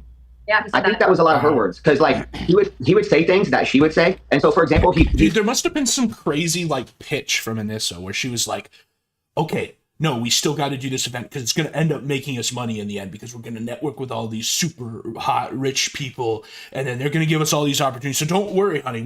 It'll all pay off in the end, which is just like ridiculous. He said, well, we thought inviting Hassan and all those other people was going to translate to more buys. Sure. Yeah. Okay. So yeah. View buys. They didn't even promote. They didn't even care. Yeah. No. No, it made no sense to me. I'm like, people don't watch fights because Denzel Washington's in the crowd. They're not like, Denzel Washington's there. I need to watch the fight. Right. Like, it makes no sense. And if they would have taught, so a lot of decisions before the first event, they like spoke with us about, because I know boxing. I've been around boxing my entire life. So I'm like, oh, I could help them with all these other things. And then for the second event, I felt like they wanted to make it much more like their own version of a TwitchCon, their own version of a VidCon. That's what he said, yeah. She said that she wanted to be like a VidCon. And we are new to the YouTube world. Like, we never been to VidCon. And she's like, you guys haven't been before, but it's super cool where all these famous YouTubers come and everybody gets to vibe out. And so I was just like, is it like Comic-Con? Yeah, she was really mad the first year that like, because she would always talk about a certain group of people. It was like somebody named Pokimane and all these other people. And she somebody named Pokimane. What about Shelbo? What about Pokimane's husband, the crazy homeless black guy? Where was his name thrown in there? We always talk about how she wants like them to be there and she wants to be a part of their group. So a lot of it, and then so that's why like, and then the first year was like during that girl's birthday. That's so pathetic. That's so pathetic that you spend hundreds of thousands of dollars to get into a specific group. That's such high school thinking. And it's so like I would not even expect a high schooler to be that dumb. To be, well, I guess they are, like, so there's this there's this thing like what people would do in like rich towns where you have a guy who isn't that popular but has rich parents, and he'll throw a house party, right? And it's to basically reputation wash him.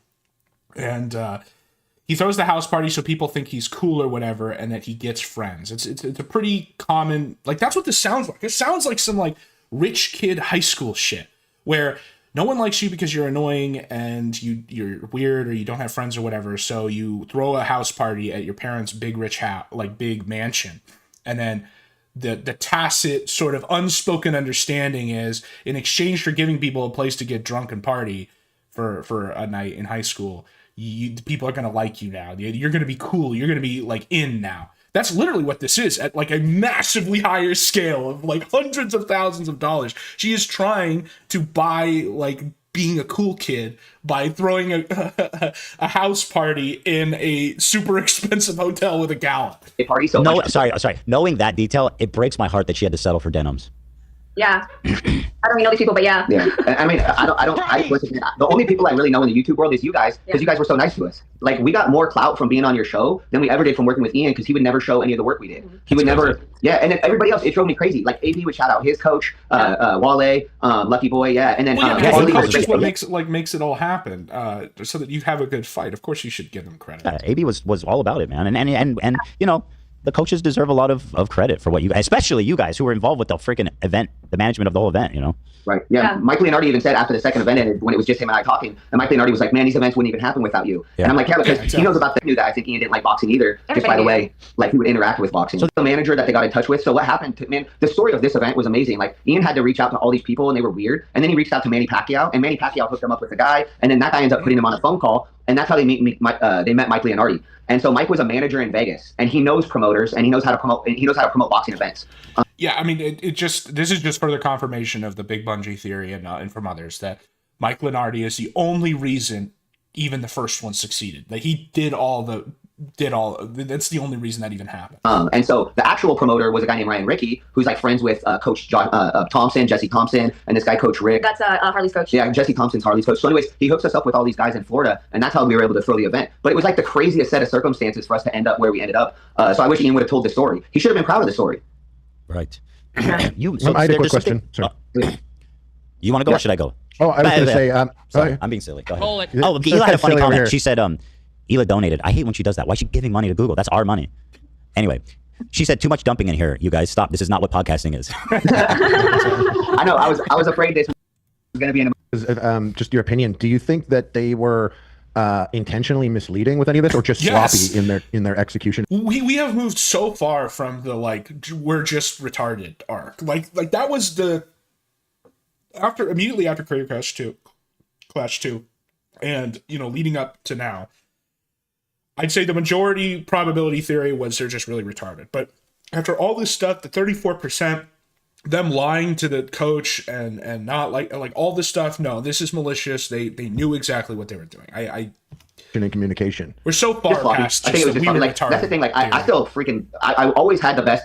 You want to be around people that want the best for you, and I always wanted the best for Ian, and so I always felt like, man, like we're gonna break through. We're gonna have this moment where we break through, and things are gonna be good. But then they never were. So in my mind, I think they just got sloppy. I think they thought in the second event they were gonna do millions of dollars in pay-per-view sales, and so I think that's why they went so far in the hole, because they just assumed they were gonna get these huge pay-per-view sales. Just to be clear, Ela's joking. I don't know if you guys know that the dumping thing is a joke about something Ian said. Yeah. Okay, I didn't want you guys to think that I was.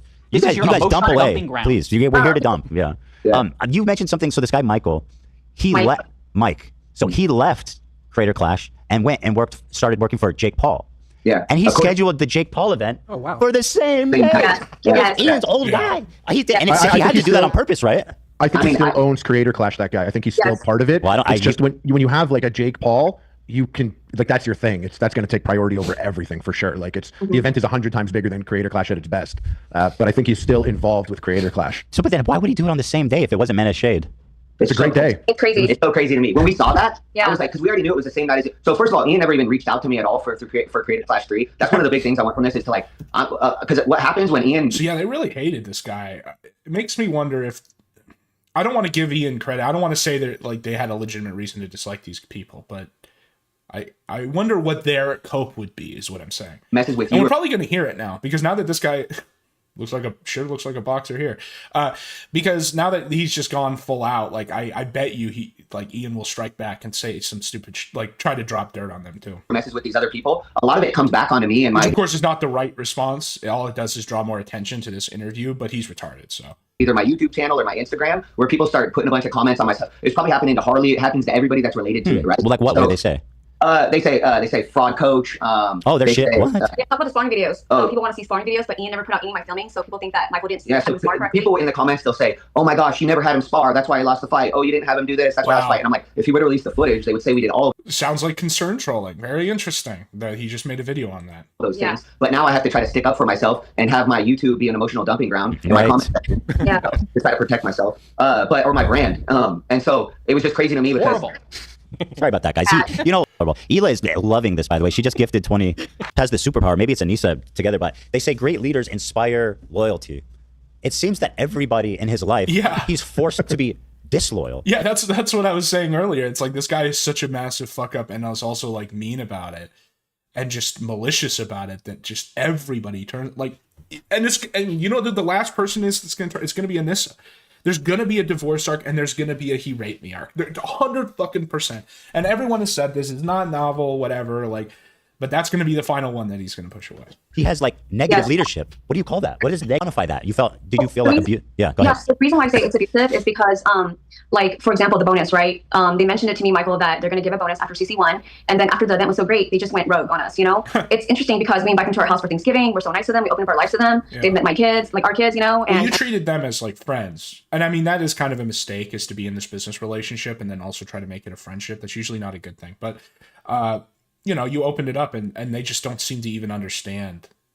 Like, and it's the same thing with Ethan, where they didn't want to speak up with him about the CPS calls. Like, they just have no conception of reciprocal, like, unconditional sort of friendships. And it's funny because he brings that up in the Ethan video. It's like, I didn't want this to just be like trading favors when he asked him. Like, I don't come when Ethan asks you to talk about the CPS call, it's not him cashing in a favor. It's him just asking you to be a friend. And everything. But then once the work is done and they don't need us, they kind of just put us at bay, and they make it uncomfortable for us to reach out to them. Or if we reach out to them, they don't respond when I have time to be with someone. You learn so much. If you want your money, like, obviously they're wrong for like ghosting them after making a promise financially, but don't say it makes it hard to reach out to them just because they're not doing it. Like, if you shouldn't have to do the extra work to get the money, but you can't also blame them for not taking initiative. So much about the person, and then you start to realize, wow, everything that, I mean, I don't want to say, their enemy's name, what's his name, Sam, like, I don't want to say he's right, but when we saw that video drop, no, I was he's like, right. oh my God. You could say it. I was like, wow, that's massive, because obviously, like, Ethan is like a turbo liberal and Sam is Sam, right? So they're not on the same side of this, but even he's admitting that like his analysis is correct. That's correct. The one where he's like, well, hold on. So there's a video of Sam Hyde and he goes, she's going to ruin his life. Mark my words. I guarantee it. Is that the one you're talking about? Yes. And Ethan was the one that showed it to us because we didn't know nothing. What was funny too. Okay, that's interesting. So, I mean, again, everybody knows this, but that's confirmation that she watches everything about her. And she's just showing it to random people. It's like, look at this analysis about how I'm going to ruin my husband's life and that everybody is saying it. And like, here's like proof that everybody's saying it. Here, look at this.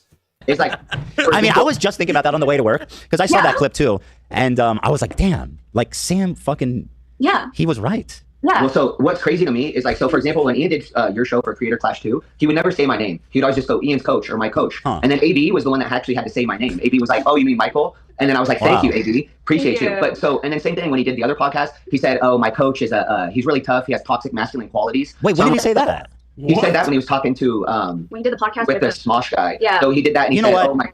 He's lost his mind. I'm sorry, but if anybody deserves to have toxic masculine traits, it's your boxing coach, okay? Get in line, bitch. You know what I mean? Like, this is who you want to... I felt so loving compared to when I was fighting Wally. It sounds like Wally used to Wally. tell me you could punch me in my sleep and I won't blink. When he wasn't supposed to spar, but then he ended up going to spar Alex Stearns one day. Oh, I want to ask you about that. Oh, it was hilarious. It was funny to me because we weren't supposed to spar that day. Actually, it was the morning that I want to focus on the fight, right? So he releases the documentary, but we're in LA, we're visiting gyms, and we're supposed to watch podcast. Yeah, oh yeah, that was for that. But we wanted to watch Alex. I like how they segmented this lady talking about being a sex slave because they know nobody cares. Alex Stearns train. So we go to Alex Stearns' gym, and the coach of the head guy of the gym, the owner, says that he doesn't believe women should fight. So Anissa gets really upset and decides she wants to. The owner of the gym said that. The owner okay. So Anissa got so offended that she said, Ian needs to spar now today. And we're like, so I disagree with what this guy said. Rather than, debate, obviously you should ignore it because there's some truth to the idea that women shouldn't fight. But anyway, or at least like in this context. So instead of like, either ignoring it, that would have been the best thing. But let's say you really want to show this guy, you just talk to him. Right? You just talk about the merits of the concept. No, you throw your husband in. You're just like, here, go get the shit kicked out of you. That'll prove my point. Like, and then so, and I'm like, man, to get slaughtered by Alex Ernst, who's like some kind of like boxing savant or something. He fucking annihilated him, dude. Yeah. So what happened was, it was funny because Alex has really thick glasses. So he took his glasses off and he can't see anything. So he just started swinging haymakers. Oh, he couldn't even see. Oh no, but Ian like froze. Oh And wait, so- and also before the filming, so before they did the sparring, Anissa and Ian runs up to me and they're like, Kate, make sure you film this because we want to put on our YouTube channel how does in the documentary, how does 3 week of training look like and 3 months of training look like? Because Ian at that time had been training for 3 months with us. And so I filmed And it. Alex 3 weeks. Okay, He just so now started. we're learning why the video didn't come out because it just makes Ian look like a total bozo. It would be like expecting Worski to come out with his training footage for the 2 times he went to the gym, right? It just makes him look like a total idiot. Yeah. Well, and the thing was, skill-wise, Ian was much better. Ian wasn't just. And then they had the gall to blame them. There's like, oh, your footage is bad. You can only do so much, buddy. Used to somebody throwing haymakers. And so Alex comes out and just starts hitting him with haymakers. And the first 2 rounds, I was talking to him very softly. I was like, Ian, are you okay? Can you throw punches? If you can't throw punches, I'm going to scrap this sparring because you're not throwing any punches. And then he's like, no, I'm fine. And then 2 rounds later, then I'm like, what are you doing? Like, why are you doing that? And then he went on the Smosh show and he was like, yeah, it's bad enough when you get beat up and your coach is yelling at you too. Shut up, dude. I swear. Yeah. Dude, listen to the audio of any corner. That's how the corner's like, what the fuck are you doing? Yes. Throw a punch, man. Oh, here, Yeah. I have the reference here. Let's watch it. Alex is a freak of nature, I gotta say. I remember watching that, and everyone was like, what was that? Because he kind of... It is crazy that, like, you already have issues where they'll go on podcasts and say directly contradictory stuff, and people bring it up. The famous one, you know, where Anissa says that Ethan didn't know that they moved, and then there's a clip of them on the podcast saying that they moved, him acknowledging that they moved, or, like, them talking about Creator Clash being a charity, and then there's the clip of them saying the primary goal of it is to make money. But even what they say on the pod, like even within those contradictions, there's even more contradictions from the people who are actually at the events that they relate. So they're just constantly lying. Like everything they say pretty much is a lie. And so then that's why I don't blame people for starting to call this fraud, starting to call this malicious, starting to say that this isn't just 2 idiots. Everybody could tell he got pretty rattled by that fight. Oh yeah. You did you say, and I'm gonna... Did you say he cried? Oh, we had to have a meeting. Yeah. So after that, so he was crying at the gym afterwards, and I said, and when, so this is why the document. Okay. Again, I hate to hate on him for that because it's very emotional. Yeah, for sure. In some hard sparring, right? Yeah. So I don't. But then what happened afterwards was horrible because then we went back to the hotel, and then they were eating at Denny's, and they said we need to have a meeting. So I had to go to Denny's, and they pretty much then talked about how they were going to have to fire me because I reminded Ian of his father when his father would yell at him as a kid. Oh no! What did I say? I said that this was gonna eventually come out that he was molested or like his dad hit him or whatever. Oh my god! So that's the trauma. So that's yes. So when he said earlier that he was like dealing with trauma, it's that daddy told me to clean my room. Yelled at me to clean my room. That's so funny. It's so like you could just. It's like malicious, stupid, and also just massive. It's like when I said Anissa is the male or the female boogie because it's like low IQ narc. It's like Idubbbz is too. Like, and I don't know if she like influenced him to start acting that way or he always was, and that's why they're together. And so I had to relearn how to talk to him. And at the time, I didn't even mind. I had to relearn how to talk to him. So just no one's allowed to raise their voice around Idubbbz, even in cases where it's necessary, because his dad yelled at him to clean his room. Because I'm like, as a coach, I need to learn how to talk to different fighters anyways. Like, communication is the most important thing. One of the most important things as a coach. So yeah. I was trying You can tell Eden's holding it in. Like, he wants to talk shit about this. to turn it into a positive, but it definitely was. He almost got fired at Denny's. Yeah, exactly. After that sparring session. But I almost farted at Denny's. Yeah, Michael and I rewatched the sparring, right? With him and Alex Ernst. And so they do have the footage. Release the footage. Lady, release the footage. You just confirmed that you had it. You just rewatched it. Release everything. You can clearly hear that. Seriously, do it. I mean, where did they train? Okay, here's the thing. Where did they train? If it wasn't in California, it's not a dual consent state, so you can just release it. Anissa was screaming louder than Michael. Yeah, so he was literally yelling at him worse than I was. But I was like, but apparently I was the one that I yelled at him and he froze. It triggered him and he thought of his dad. That's what she said. So we'd have to deal with things like that all the time where it was like, he wasn't even supposed to spar that day. Like, I'm like, what the hell is going on? He didn't have a mouthpiece. He didn't have a mouthpiece, so they had to buy a $20 mouthpiece from the gym and put it in the microwave. It didn't even fit. It was ridiculous. When you plan to spar like that, you want to prep. You don't want to just go into it. You want to be, like, ask AB, you want to be mentally prepared for a sparring day. Okay, because it's yeah, my first sparring day, like, it was so fucking bad. Like, when I left and I came back, Wally started jumping all around the gym. He's like, I never thought I'd see you again. He goes, okay, the fact that you came back, he's like, now I'm in. Holy shit. But yeah, it was scary. I was supposed to spar Alex Ernst, actually, because me and Alex were talking. Alex had a really good coach. Alex had flowers before the event, and then he left right after the event. So he didn't stay for anything, Alex's coach. But he was a really good coach. So he wasn't prepared to spar, and then Anissa put him up to it because she heard the owner of the gym. I'm still fumbling my mind about this. You reminded me of my dad yelling at you. Is that as bad as it got? Or is there going to be more revelations here that his dad like hit him or something? Because, okay, just think about this for a minute. So hold on, wait a minute. So he was saying that during all of this, like him pretending to be a boxer arc, he was dealing with trauma or whatever. Obviously, the trauma being his abusive dad.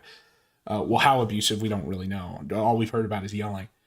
So Anissa, knowing that he had a dad who was at least yelling at him, maybe hitting him, we're not there yet, but decides to get him involved in boxing so he can, like, is she trying to make him relive? Like, so, like, what is the game here? Or was there some kind of stupid therapy speak, like, you have to confront, like, your trauma by doing, like, reliving it so that it doesn't, you can get over it or whatever? Because usually it's the opposite. Usually what happens is people relive their trauma. That's why, like, people who are abused become abusers, right? That's the theory, right? Is that they relive their trauma, and then that's why it's, like, bad. That's why when you abuse someone, you're usually creating, like, another abuser. But in this case, it's like they intentionally did, like, and this is like, yeah, I want you to go through this again. And, you know, maybe she would justify it by saying she read some stupid book, or, you know, she read The Secret, right? And The Secret affirmations told her that if you make Idubbbz get beat up like his dad did to him, he'll get over it. But that's clearly not the way. Why am I even giving her the benefit of the doubt? It's probably just malicious. She's probably just like, yeah, I just want him to. I like derive pleasure by seeing my husband get beat up, and then compare it to his childhood abuse. Is the owner of the gym who's not related to the fight really? He wasn't there. He didn't care. It was just some comment. So she had to prove something to the owner to have him beat up Alex, who doesn't have anything to do with him. They have a weird thing. They do this where they go, oh, really? If you think I'm an asshole, then you should hear about what this kid did, totally unrelated to me at the shooting range. You should hear what the owner of this building said. Who it's like, what are you talking about? What's that got to do with anything? Yeah, well, yeah, because they know they can't deny that they're assholes. There's too much evidence. So their only argument is, well, yeah, I'm an irredeemable asshole, but this guy is too. Yeah, it's like another Rice Gum situation where someone's beefing and Anissa's like, Ian, you better go through a fight now and beat him up and be a boxer. Yeah, that was actually how the whole situation started, was because Rice Gum had texted Anissa, and he said, tell your husband to fight me, or tell your man to fight me, or something like that. And that's how they ended up hiring me, because I was supposed to train him to fight Rice Gum. So I was like, all right, I'm going to have two totally inexperienced people fight on some event. I had no idea what was going on. Right. This is a lot. The sparring thing is next level, because sparring at our level, people don't spar in their first year of boxing necessarily, and it is really mentally and physically taxing. And if someone did boxing for 2 months and then sparred and then quit, I would understand that. And there's no this or that if I wasn't mentally prepared. It's just do very controlled sparring until like towards kind of more towards the last 8-10 weeks of camp, and then we would really pick it up. For the second fight, he sparred hard. He was literally stopping people in sparring. Even for the first fight, he actually had stopped Nathan Barnett with a body shot. He stopped Alex Idubbbz with a body shot. So he was actually in sparring. Like once he got a little bit better, he was doing pretty damn well. But I agree, like you shouldn't be putting people in early until they actually know not only how to throw punches and defend themselves, but also counter after.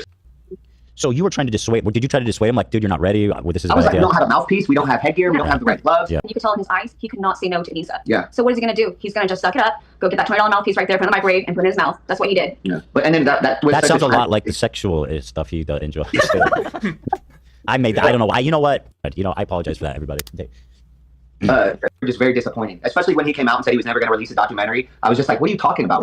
We have hours of footage, and I could see why they didn't want to make a documentary on the second one, because they didn't want to show how Anissa helped promote this whole event and it lost $250,000. Yeah, exactly. So the reason they didn't do the documentary is because obviously he's doing the Worski training routine and looks like a total bozo, and then the footage from the second one would show too much of how much complicity they have in his failures. Yeah. So that makes sense. No, I've heard Anissa talk a lot on the show and other places, and Ian was backing her up. She's like, she has amazing footwork. Like she is like some natural gifted type of boxer. And I forget why they said she's never been in a fight, but they're like, but unfortunately she can't fight. But if she could, she's like, yeah, she has magical Schrodinger's CTE. Amazing. And so I was just kind of curious because you were training her. I love that too, that these are the sort of people who like, they both want to convince you they have every disability, like mental disability, like their brain is scrambled in the world, but then also expect you to respect their opinion on anything.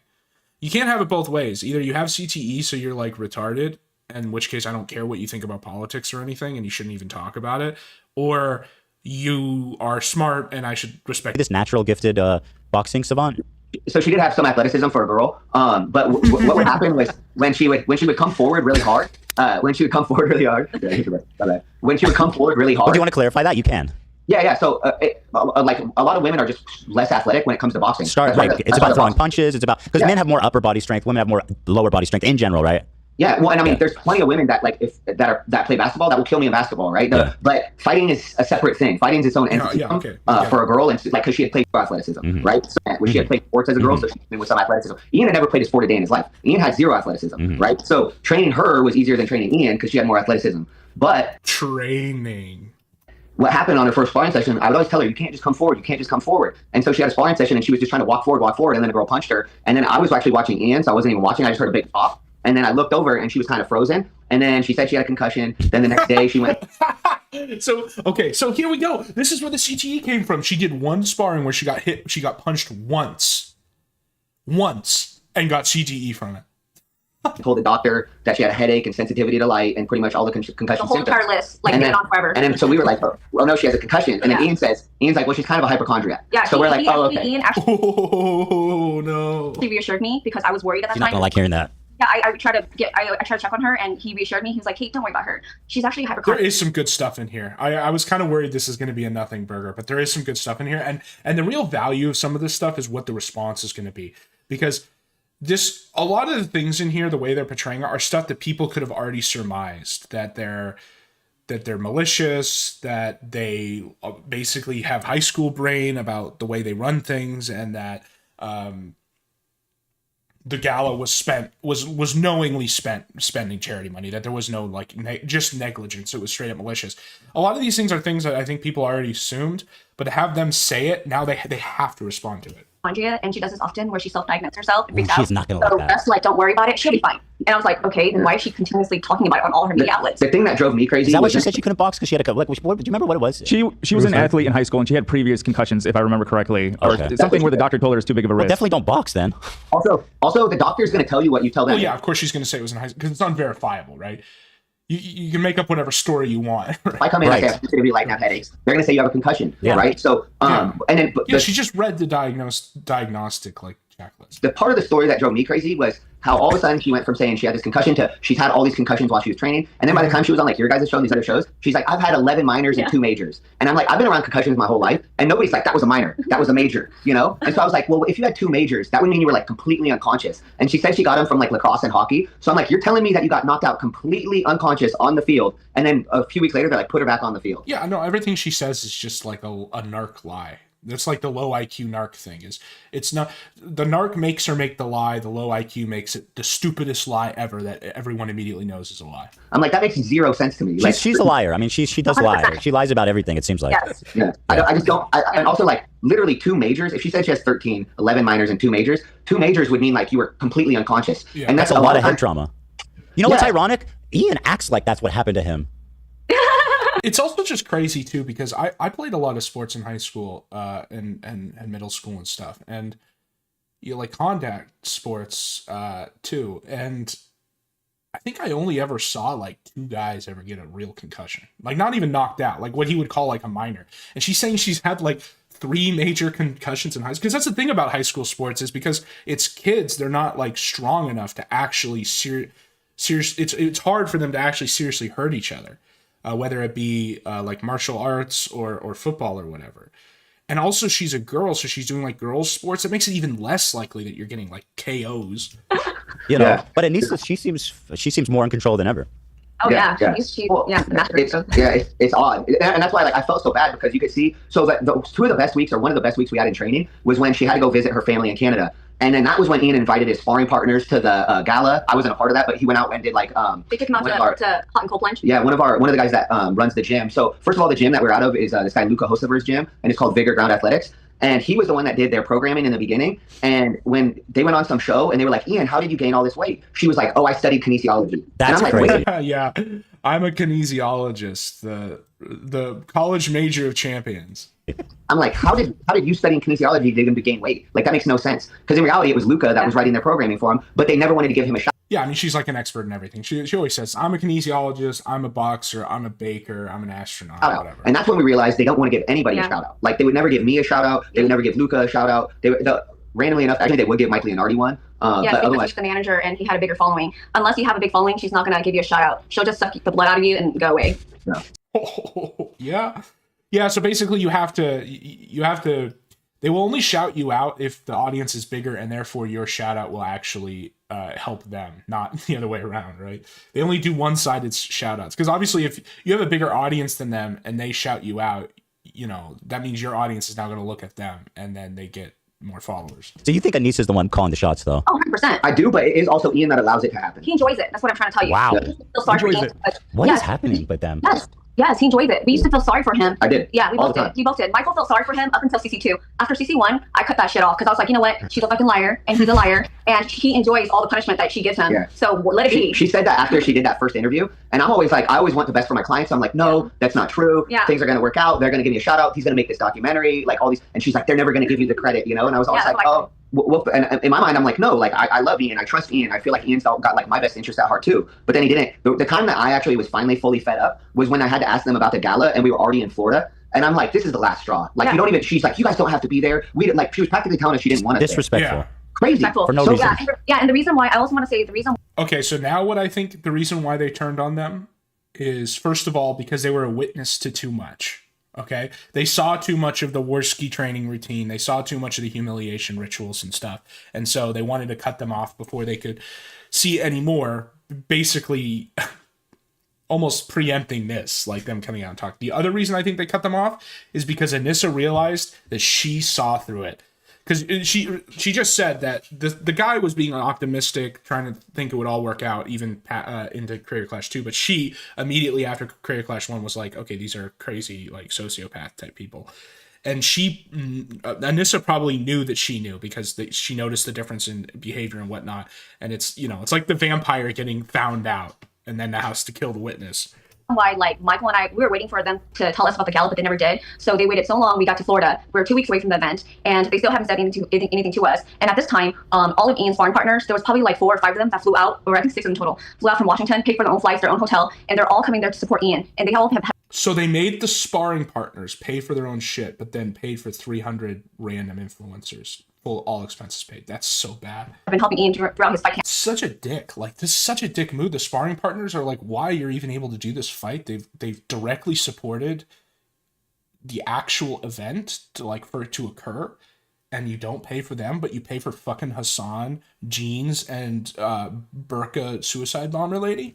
Camp, right? And so they're asking us about the gala. We don't know about it. So we were afraid that if all his teammates showed up, they might not be able to get into the gala. How embarrassing would that be if his teammates are not able to get into the gala because she doesn't want them to be a part of it? Also, so that's why we asked her directly. And that's when she told us about the negative 500K. That's when she told us about why would we want to be there. Yeah. It made no sense. Also, all of his sparring partners paid for themselves to be there. Correct. Nobody, like, they would give him tickets to the event, but they didn't help anybody else get there that was a part of his team other than. Up until now, I haven't really, like, felt that much. I don't like hate Idubbbz or anything. I just think it's like funny, like how stupid this whole thing has been, and them just being seemingly just like bumbling morons over this whole event. But the stuff that he's talking about in this interview is making me actually dislike him. Like actually be like, this guy is unironically like a piece of shit. And Kate and I. So yeah. Otherwise, like none of the like, if you're throwing the event and you have all these sparring partners and training partners, I would think you would invite them before like 300 creators that don't mean anything to you. 100%. Yeah, you gotta think about the time that when they're sparring, you know, all the his teammates that volunteer their time, they're sparring for free. They're taking time from their work, their family to come and contribute. They don't do this because they're obsessed with Ian. They do this because they have loyalty to me and Michael and how we have helped them, and that's why they show up to spar with Ian. And all he does is look the other way when Anissa says uninvite them. You know what I mean? It's just ridiculous. It's disgusting. I can't. All we have to show is our hard work, and there's no way that I'm going to let Anissa take that away from us. That's crazy. What do you make of that? Oh, go ahead, Arlie. Did you guys hear anything or know about how they chose the performers for the gala? The people that they put, there was a connection. Are you talking about like the comedian? Yeah. So for the first event, we were a part of like a lot of those decisions. But for the second event, like I said, they kept us in the dark about the gala. Really, like it was my main responsibility to help with Ian's training, but also make sure like 90% of the people that like Eric. I love that guy, but he only was able to train for the last 17 days of the fight because he was originally supposed to fight Chad, I believe. But then when Chad backed out, they were like, oh, we need to find somebody. And so they found DJ Welch. And they told us he was out of shape. And that guy's a monster. By the way, super nice guy. That guy's great. Both of those guys are amazing dudes. Yeah. He was great. But imagine someone telling you this guy has no experience. That's why Eric and him had headgear on. And that was another thing I got blamed for. They're like, look at how bad this coach is. Look at Eric. I'm like, dude, I had 17 days. Me and Eric just tried to make it fun because the whole time he was like, DJ's out of shape. DJ, we're just going to have fun. And man, DJ came out and whooped his ass. I was like, he's jacked. He's like actually jacked. Huge arms, like, this is not. Yeah. So what is that? Are they lying to you guys on purpose? Yeah. Oh, he's a fighter too? Yeah. So what is that? Are they lying to you guys on purpose? I don't know. So they were like, well, they didn't even tell us really any of that stuff because a lot of it they like tried to find on their own when it was last minute stuff. So for example, like when Matt fought Dad, like they almost canceled that like 20 times because Matt was never training for the event. That's so interesting. Okay, remember when Hartley's whole cope about the purses was that all these fighters are training so hard and they got to spend the $10,000. They've name dropped like 4 people now who just have not trained, like basically didn't train at all. Almost, and That's crazy. I would have never known watching it. Yeah. Well, what happened too? I almost don't blame Matt, except like Ryan found a good coach or a coach, right? So I don't know why Matt couldn't have. But Matt's coach would tell him that they just want to do all this pad work, this like random pad work, and then they would say, but don't do any road work, don't run at all. And then when they found out that it was a real event and there was going to be 10,000 people there, they disappeared. What did they disappeared? Disappeared on him. Just straight disappeared on him. Like they were taking all of his money until they found out it was a real event. I think a lot of people were shocked that it was a real event because like we were going to these places like with no clue of what we were going to have happen. So we're like, hey, this is what's so crazy is like he could have told the story if he would have been proud of it. Like the story was amazing. We're going to these boxing gyms in LA and all over the place, and we're like, hey, we want to throw a YouTube boxing event. They're like, where? We're like, we don't know. They're like, when? We're like, we don't know, but we're gonna do. Yeah, we want to do this event. There's no plan. We don't know when it's going to happen. We can't give you any expectation on like how many people would be there. Do it, and they were like, get out of here. Yeah. It was like it made no sense. And so I was almost like, hey guys, maybe we should let me talk to some of these people before, because like they would just have these awkward ass conversations in all these boxing gyms. And but so a lot of the people that ended up getting hired, like I don't know if Lucky even thought it was a real event when he was training AB, or they didn't know how big it was going to be. You know? Right. Like that. Supposedly they even kicked Jake Paul out. So like half the people involved in this either didn't train or didn't even think it was going to be real.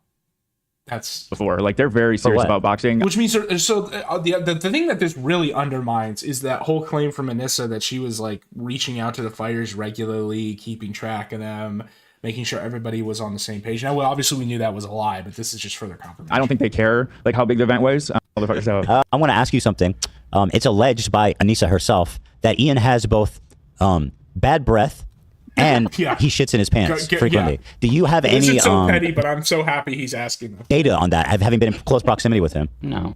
So, I don't want to just talk shit about him, but like there would be times. Buddy, that's why you're here. For example, before the first event, where he was talking about getting tonsil stones, and he was saying he was going to get strep throat because he had tonsil stones. Ew. And I said, Ian, tonsil stones don't cause strep throat. Tonsil stones are because you're not brushing your fucking teeth. And so he was like, oh, okay, hygiene. And I'm like, yeah, fool, like you need to brush your teeth and you like. Wait, hold on. That shouldn't be something you need to hear from your boxing coach. Brush your teeth. That's something. That's it. See, that's something his dad. Okay, that's what this is. Okay, his dad was yelling at him as a kid to brush his teeth, and then it gave him trauma, and now he's reliving it. People telling knowledge he should have come to you with. Yeah. He was worried about getting sick. Like so. Yeah. So. Was it Create Clash 1 or 2 where Anissa sent us? It was a day of training for one of the CC 1 or 2. I can't remember which one. And she sent us a photo of his tongue. And she said, oh, I think he might have like bad breath and it's causing. Hold on. Go back. Why did she send you a picture of his tongue? They thought it would show us that he was going to get strep throat. Yeah, so he couldn't. And I'm like, and this is your because they were trying to say he's going to get sick before the event, and it can happen if you train too hard before an event. You run your immune system down, so then you can get sick. But we weren't training too hard for him to get sick. Yeah, no, it sounds like a cope. Yeah. So like they wanted him to gain weight, and I kept telling him. Like, there's ways we can gain weight right before weigh-in. So I want you at like a healthy weight because they wanted him to be 188 for the Dr. Mike fight. So the Sunday before the fight, Anissa makes him eat all this shitty food. So the Monday before the fight, he couldn't even do 2 rounds of pads in the ring without almost throwing up. So I'm fucking pissed. I'm like, what the hell? Like, why are you doing this? I was like, I was telling you, if you're 188 or 180, but you drink like a couple Gatorades, a Gatorade is 32 ounces, which is 2 pounds. I'm like, just drink 2 or 3 Gatorades right before weigh-ins and you'll gain like 4 or 5 pounds. And this is like basic shit that like all the... It'll be 185. But instead she was like, no, he needs to eat all this shitty food. Yeah. So they were. He's lucky that he had to bulk up, because when they do like weigh-ins for football dudes, like especially the linemen and stuff, like even at a high school level or like Pop Warner, like middle school level, dude, there's some crazy shit that they do to try to stay under whatever the weight limit is. You know, like I knew a guy who had to make weight for like middle school level football for a lineman, and this guy's mom gave him like diuretics, like basically shit your pants pills, and would do like put him in the sauna and all this stuff because he had to drop like 5 pounds in a week or something, like, which isn't that crazy of a cut, right? Like at a professional level, but this is like middle school, right? And it just sounded so fucking miserable for him to get that weight, and that's like at a very like low level. So he's lucky he only had to put on like 4 pounds rather than cut like 4 pounds.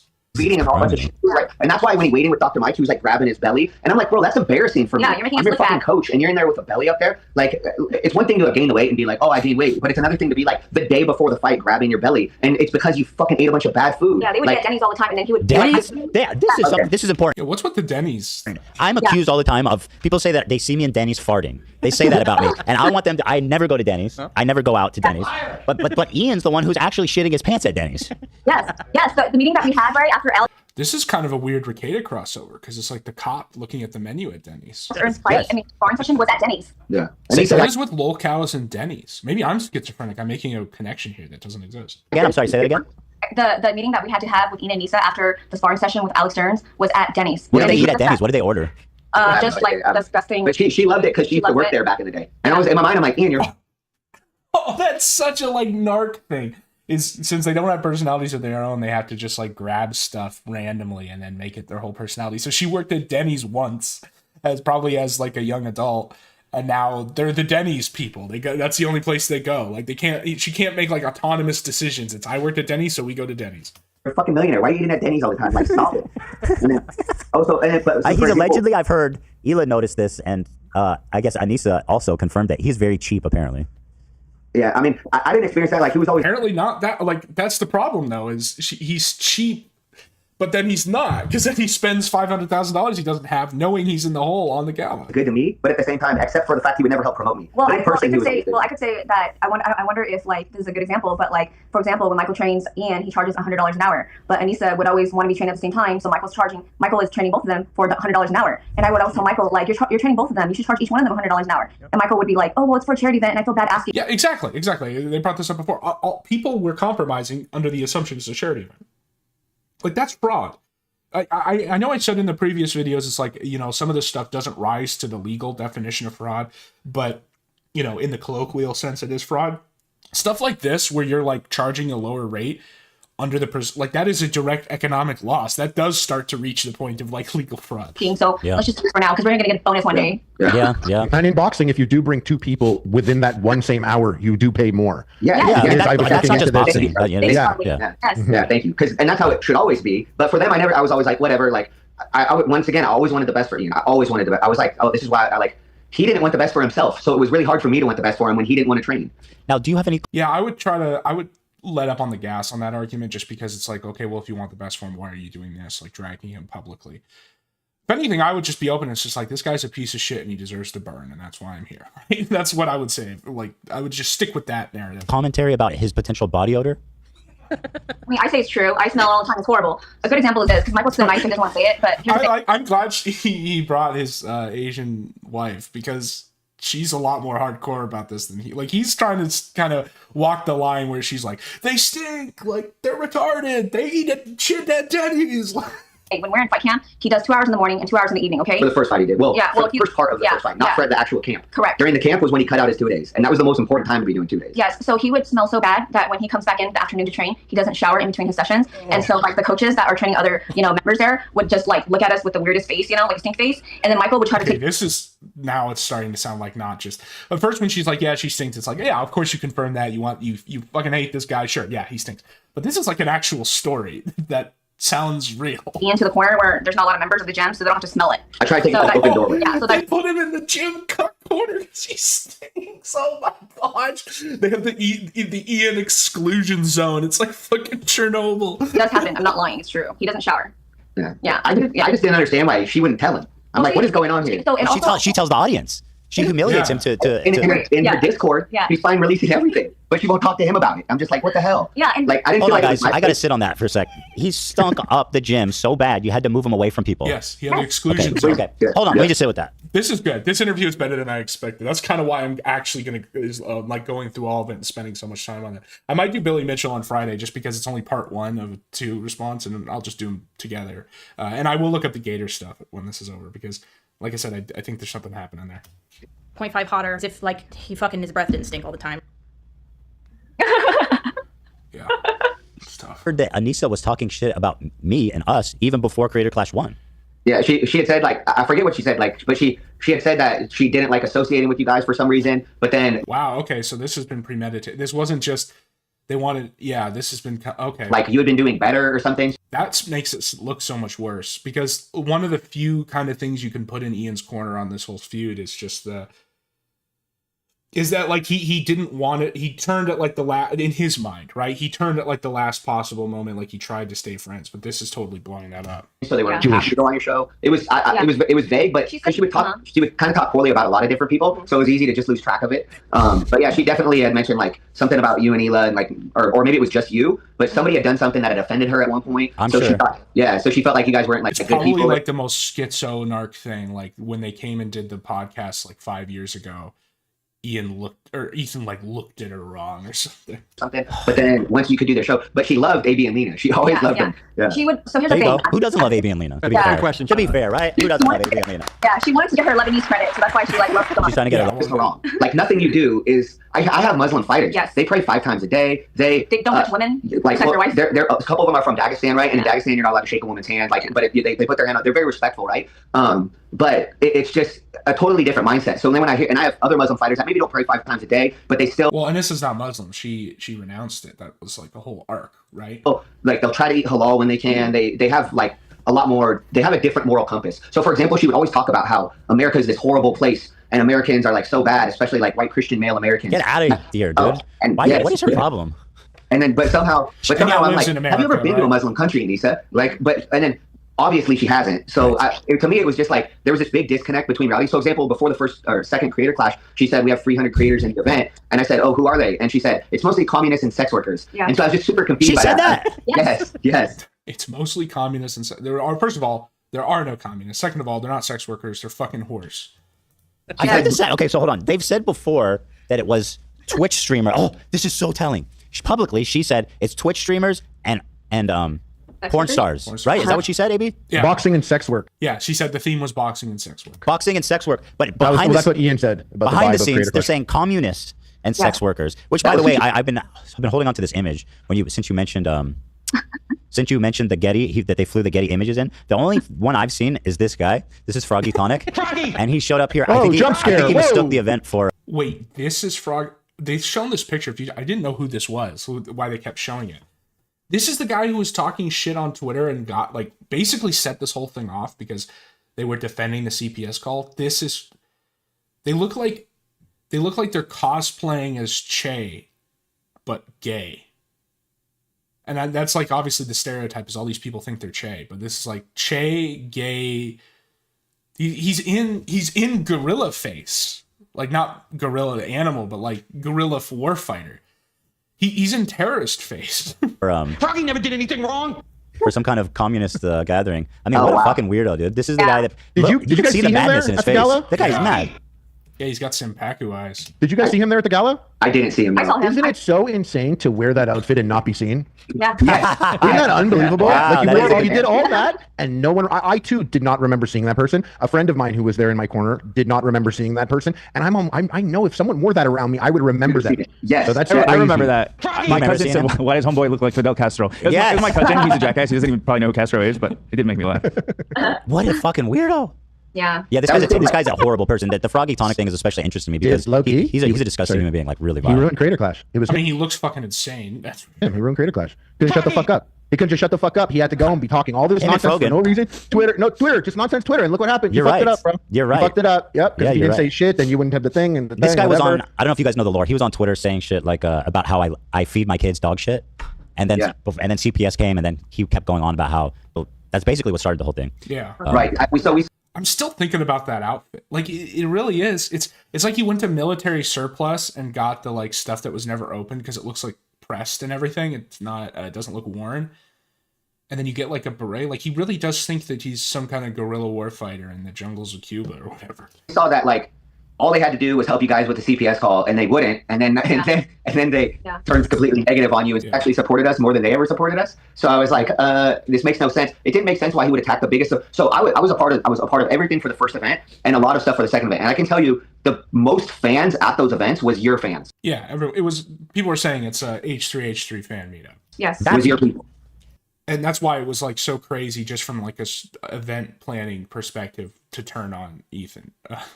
That's just good business. Now, of course, he would say, "Well, it's my principles, bro," or whatever. But right, he's like, let's start a blood feud with the one person who's promoting this event. Like And he all cared the about people it. there, more than anyone. People treated me before and after my fight was crazy. Like the other coaches and stuff who didn't know who I was. I don't think I'll ever interested, feel that famous again in my life. Yeah, we're a big deal. I don't know if you got know this, swapped but we're number 6 for that first event. It was one of the most ruckus crowds I've ever heard. The craziest thing was like, Can I do a promo on Housemeister? Yeah, I saw that he's talking shit. Is he? Let's see. About what?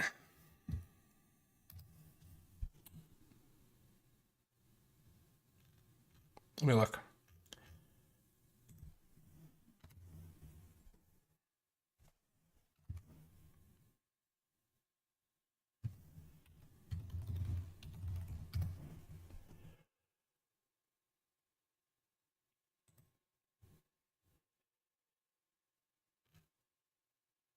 Oh, that I'm a Fed? Yeah, I don't know. I am not a Fed. The thing is, I think that basically what happened is he got humiliated because I called him twice and shat down his throat, or in his words, fisted him. Right? That's his words, not mine. And so now he has to there's no narrative he can really run with to make up for that. So it just default to like, you're a Fed, right? Because that's what we do here in the sector. Everybody's a Fed. Everybody is secretly like both like Josh Moon's top soldier, but also talking shit about him all the time.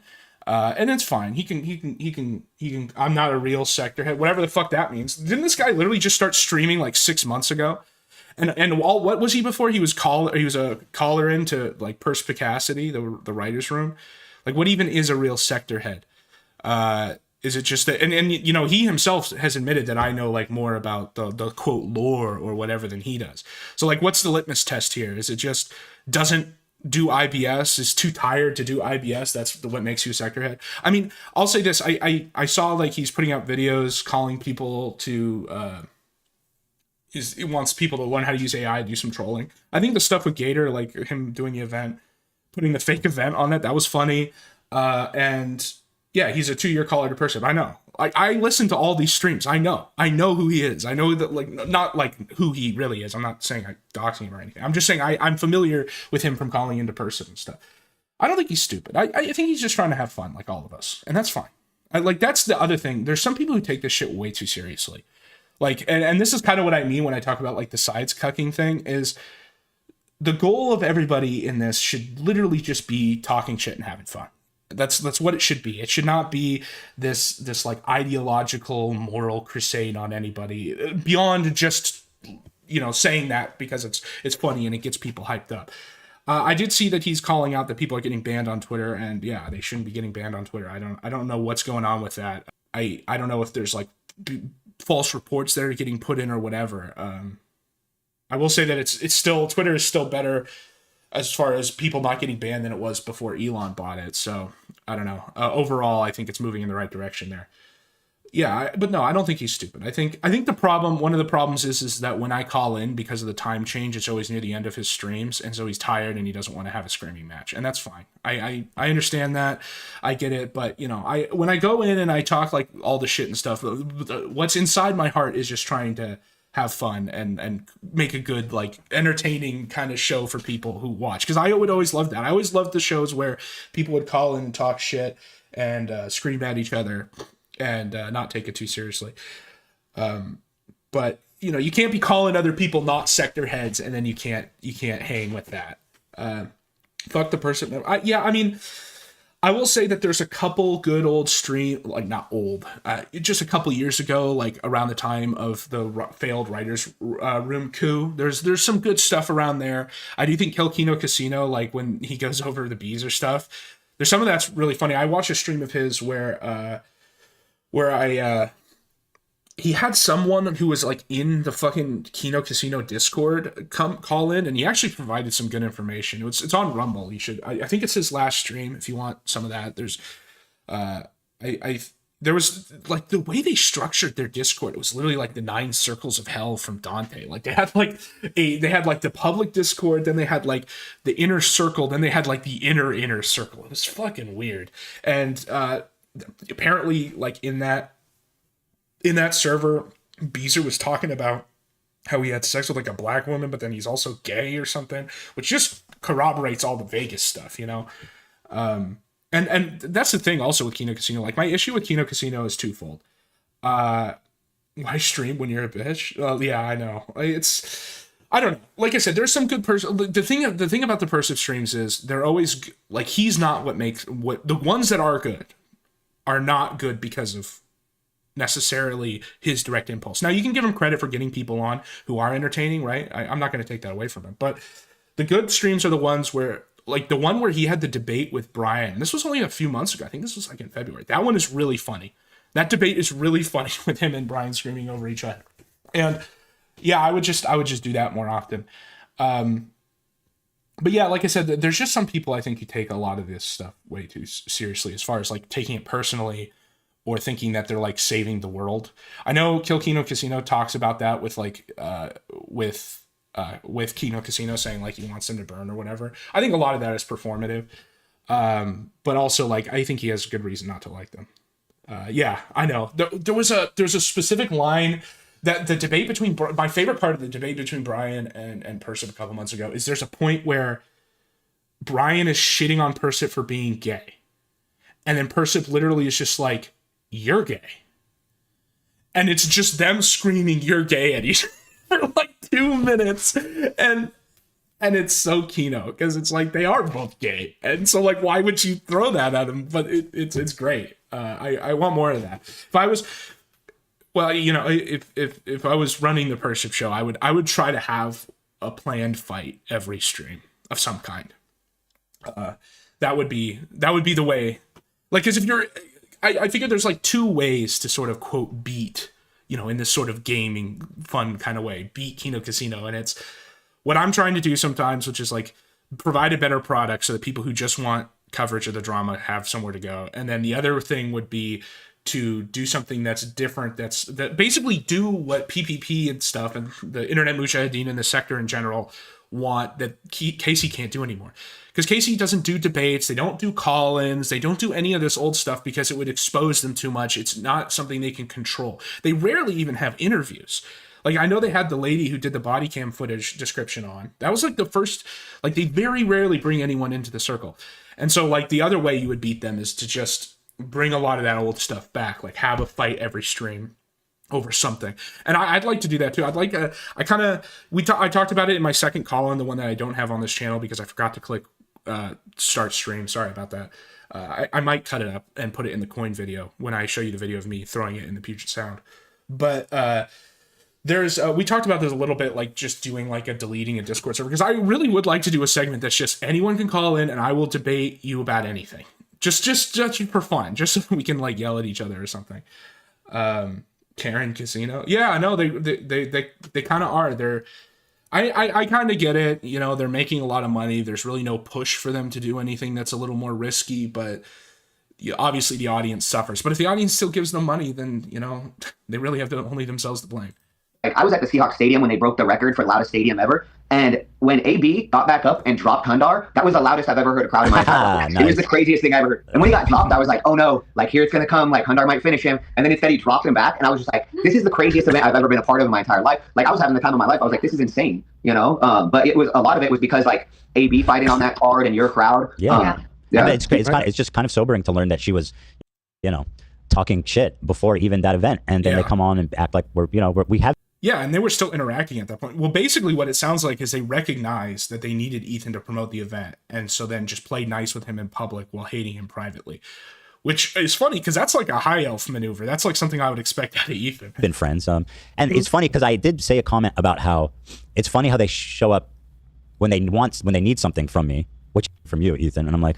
Because, once again, I was a part of all that, and he would never put out training footage. He would barely ever promote it. And so you would actually be like, hey guys, Creator Clash 3, AB's on it, he's training, Lena's training for this. Yeah, we talk about it all the time. So you guys would talk about it way more than he would. Also, he would never put anything also, about I want to say that like after Michael and I came to LA to go on your podcast, right, with Ian and Nisa, I clearly remember that when we came back from that event, I put up the reel of Matt and Ryan, right, working with Michael, and then Ian texted me right away and he was like, hey Kate, just so you know, you shouldn't put out content without confirming with me first, because well, yeah, that's why there's no promotion, because they want complete.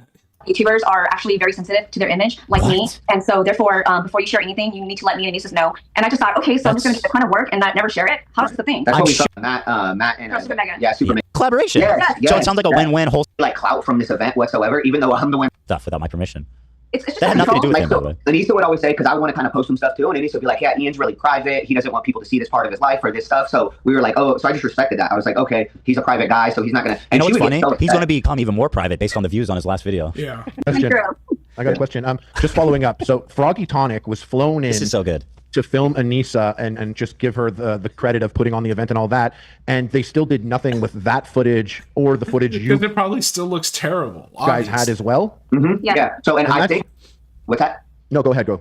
I think that because, like, I think for the first fight, it could have made a great documentary. But I think for the second one, they were scared to put out that Anissa did all this work because it failed so badly. She wasn't even when he did his charity, when he did his charity stream, or not, I won't even call it charity. When he did his fundraiser stream, because it wasn't charity, it was fundraiser. So when he did his fundraiser stream, I don't even think she was really a part of it. And it was like, a lot of this thing failed because you were the person in charge. Yeah. But now when Ian has to make up for it, she was nowhere to be found. Well, yeah, and the other reason it's not released is because Creator Clash 2 failed. So, of course, she's not going to release a documentary made specifically to give her credit for everything.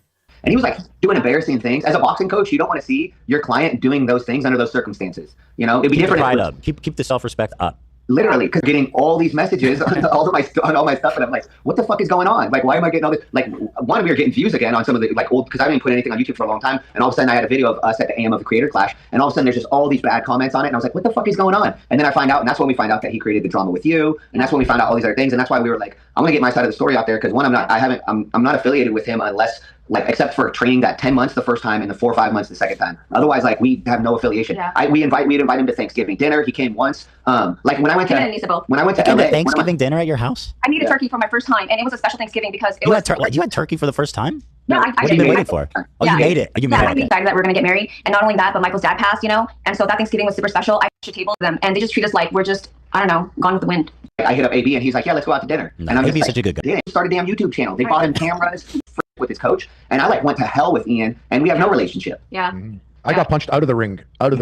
For me was one, meeting people like Harley, AB, but also like networking with those coaches, right? Like, Told her while the promoter was there, because that's actually his gym that we're training out of, right? He's part owner. We have all the and so I told Anissa that that's actually Ryan Ricky. He's actually the fight promoter. That's don't care about anybody that doesn't have a huge following. And so right away she went and she acted like she was better than the boxing community. Yes. We were in a boxing gym called. Well, she thinks she's better than everyone. That's like part of being a narcissist, right? Top Rank one time. And so for me, that's a big deal. And the owner, Ian, was tired. Yes. She would tell Ian when he was tired. One time we ended sparring. She would tell Ian when he was tired.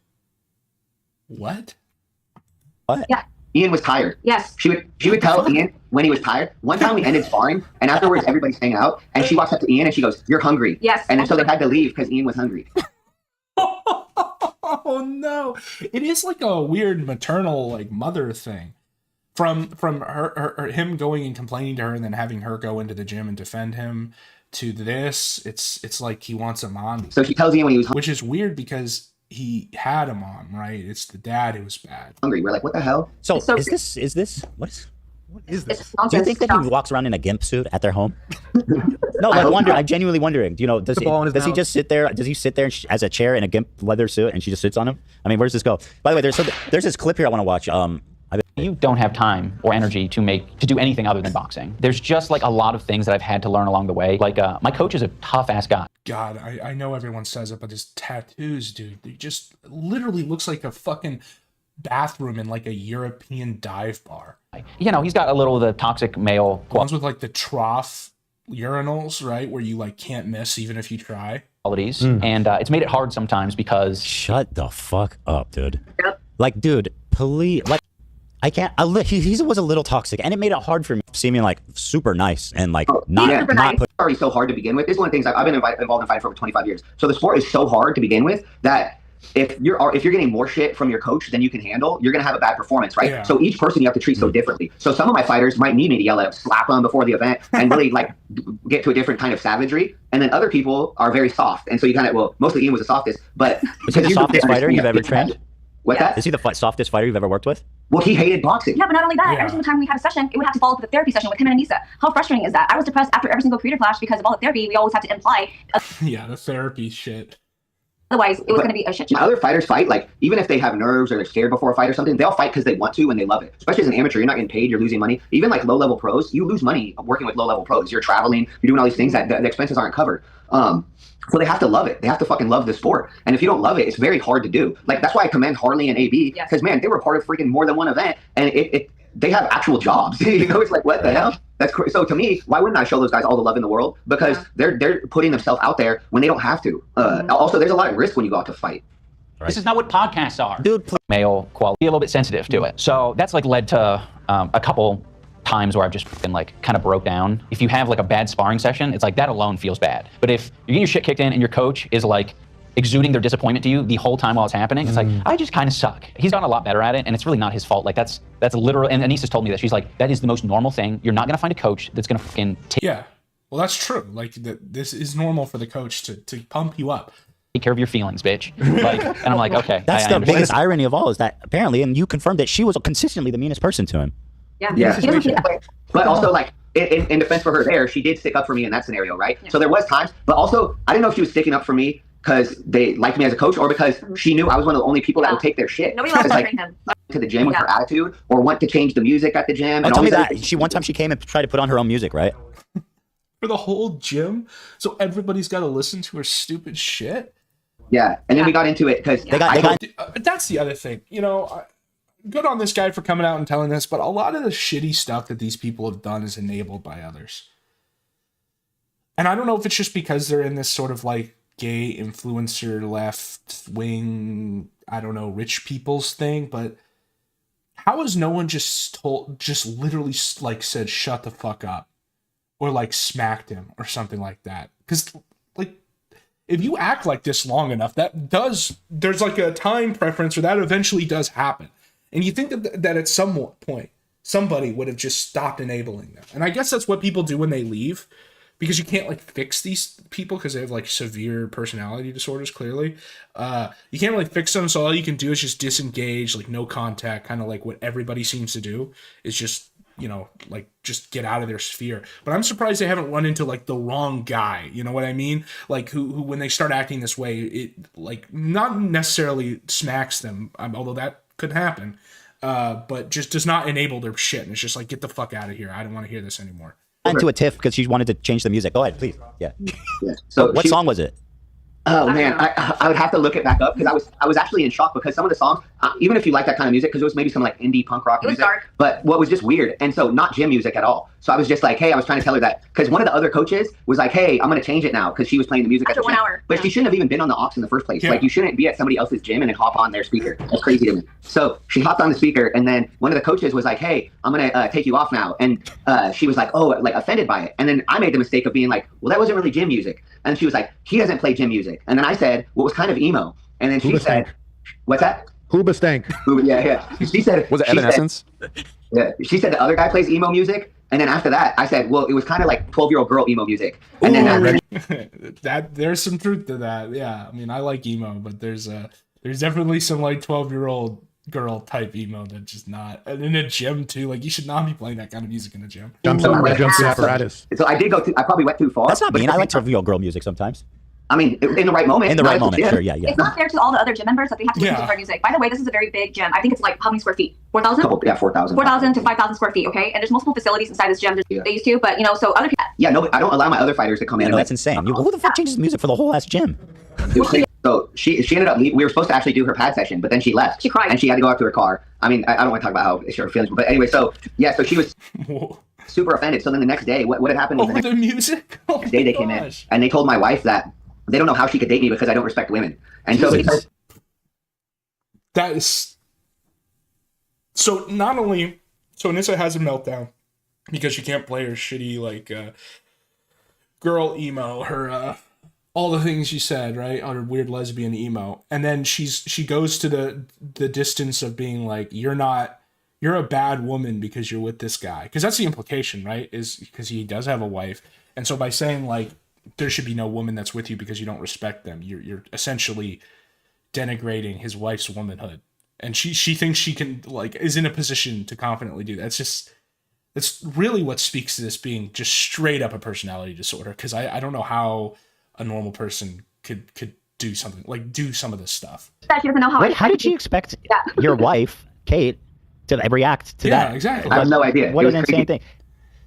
I'm pretty sure I would, if I had to ask you if you thought Michael respected women, you would probably say yes, considering you're married to him. 100%. Not in combat, though. Not in combat. Not in combat. Right, no. right. Yeah.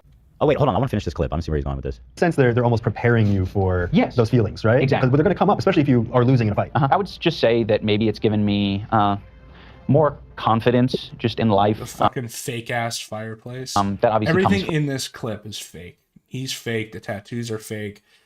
Fireplace is fake. The guy who looks like he was. And look at this guy. He looks like he was like dressed by Sam Hyde in the Idubbbz skit. To defend myself, and also just look at him. He looks like fucking Idubbbz. Look at these shoes. What is this? And the hair and everything. Like, this is like the stereotype. If you were making a stereotype of like gay Zoomer flesh puppet. Okay, I've heard enough. Let me throw you a curveball here. Anissa, semicolon. Anti-Semitic?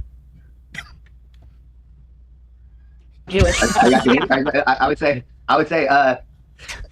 probably in a way, yeah. I mean, it's hard to say. It depends on who's talking, right? And it's hard to say no. Right? It's hard to say no. It's hard to say no. We leave that door open.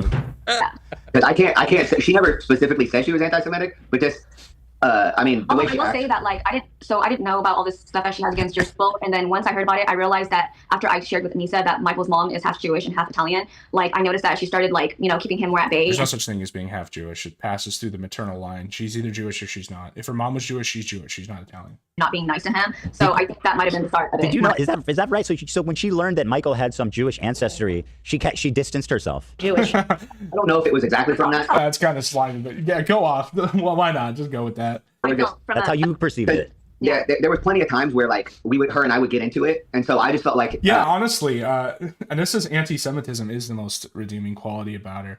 The problem is she's like a gay anti-Semite in the sense that she tries to say she's not. She's not proud of her anti-Semitism. She's as anti-Semitic as you can be, but then also tries to like cope about it, which is really gay. They were. It would be both funnier and more respectable if she was just like, yeah, I'm woke on the JQ or whatever. It might have been from one of the scenarios where we got into it, because once again it was hard because I'm trying to focus on Ian fighting in front of 10,000 people, and I was having to deal with a lot of stuff with her too. So there would be a lot of times where like her and I would disagree on things, and then it would kind of cause issues at the gym. And then she would be like, sometimes she would be all for it, and then other times she'd be like, you need to chill out, So I was like, all right, I can't push this. It was just so hard because I've never worked with a fighter where we had to like therapy and deal with his wife 24/7. We can't get the work done that we need with the fighter Ian because we have to deal with his wife. That sounds like an insane situation. Yeah. It's insane. It's hard. A good example is before the first event. It's like 3 days. It was the Wednesday before he has his first fight. He's never fought a day in his life. He's about to fight in front of 10,000 people. We have weigh-ins on Friday in the press conference, and then we have the fight on Saturday. On Wednesday, she had such bad anorexia that she was going to die. So she tells Ian, "What? So you're going to die because you're not eating? Isn't that just starvation? Like you're going to starve, and it takes like a long time to starve yourself." I'm gonna die, but if I go to the hospital, they're gonna hold me and I'm gonna miss the event. Wait. She says they'll hold you probably because they'll be like, this bitch is insane, and put you on a 48-hour 5150 type hold. She's like, my anorexia is acting up and I'm gonna die? Yes, the Wednesday before the fight. So that's literally because she's obviously. I mean, she doesn't appear to be she appears to be of healthy weight. I don't know. Look, I would have never guessed. I wouldn't have thought she was going to die. Anyone can have anorexia. Olivia said. Right. Yeah. But I wouldn't have thought she was going to die on Wednesday. I saw her. I didn't think she's going to die, but she's telling Ian. And so I'm like, if I was going to fight and my wife 3 days before my fight. How does this square with the Denny's lore though? That they love Denny's and eat at Denny's all the time. I mean, obviously it doesn't square because this is all just a fucking lie. Like she has anorexia and bulimia at the same time, probably. He's like, hey, I'm going to die, but I can't go to the hospital because then I'm going to miss your fight. I would be so stressed out from that. And so it was just like, how are you stressing Ian out about this freaking... It's all about her. Yeah. What I've noticed too is that like knowing them for so many years and traveling with them and being with them all the time, I realized that it's something that she does. She has this way of always sabotaging every single moment before who's about to have a big moment. You know what I mean? Makes it about her. Correct. Like, for example, for CC1, she decided she came to the gym and she was like, oh, our lease is ending and we need to buy a new house right now. Otherwise, I'm going to be homeless. The world's ending. So then Ian had to go and try to buy a new house for her, but then he couldn't because he had to sell his house in San Diego first. Otherwise, he wasn't going to be able to do that. So then they had to sell the house in San Diego, then buy like their over $1 million house in Seattle. August 3rd, San Diego. That's what he should have said to her. When she's like, yeah, sell your house, he should have just been like, August 3rd, San Diego. The week or two before CC1, okay? And then for CC2, like before he was supposed to start training for his fight camp, right? But then they didn't come and train, and then she decided that she was going to have her tits removed, like during his fight camp. Oh, that was the second one. I said CC2. Oh, yeah. So hold on, I remember, by the way, a long time ago, they came out to hang out with me and Hila.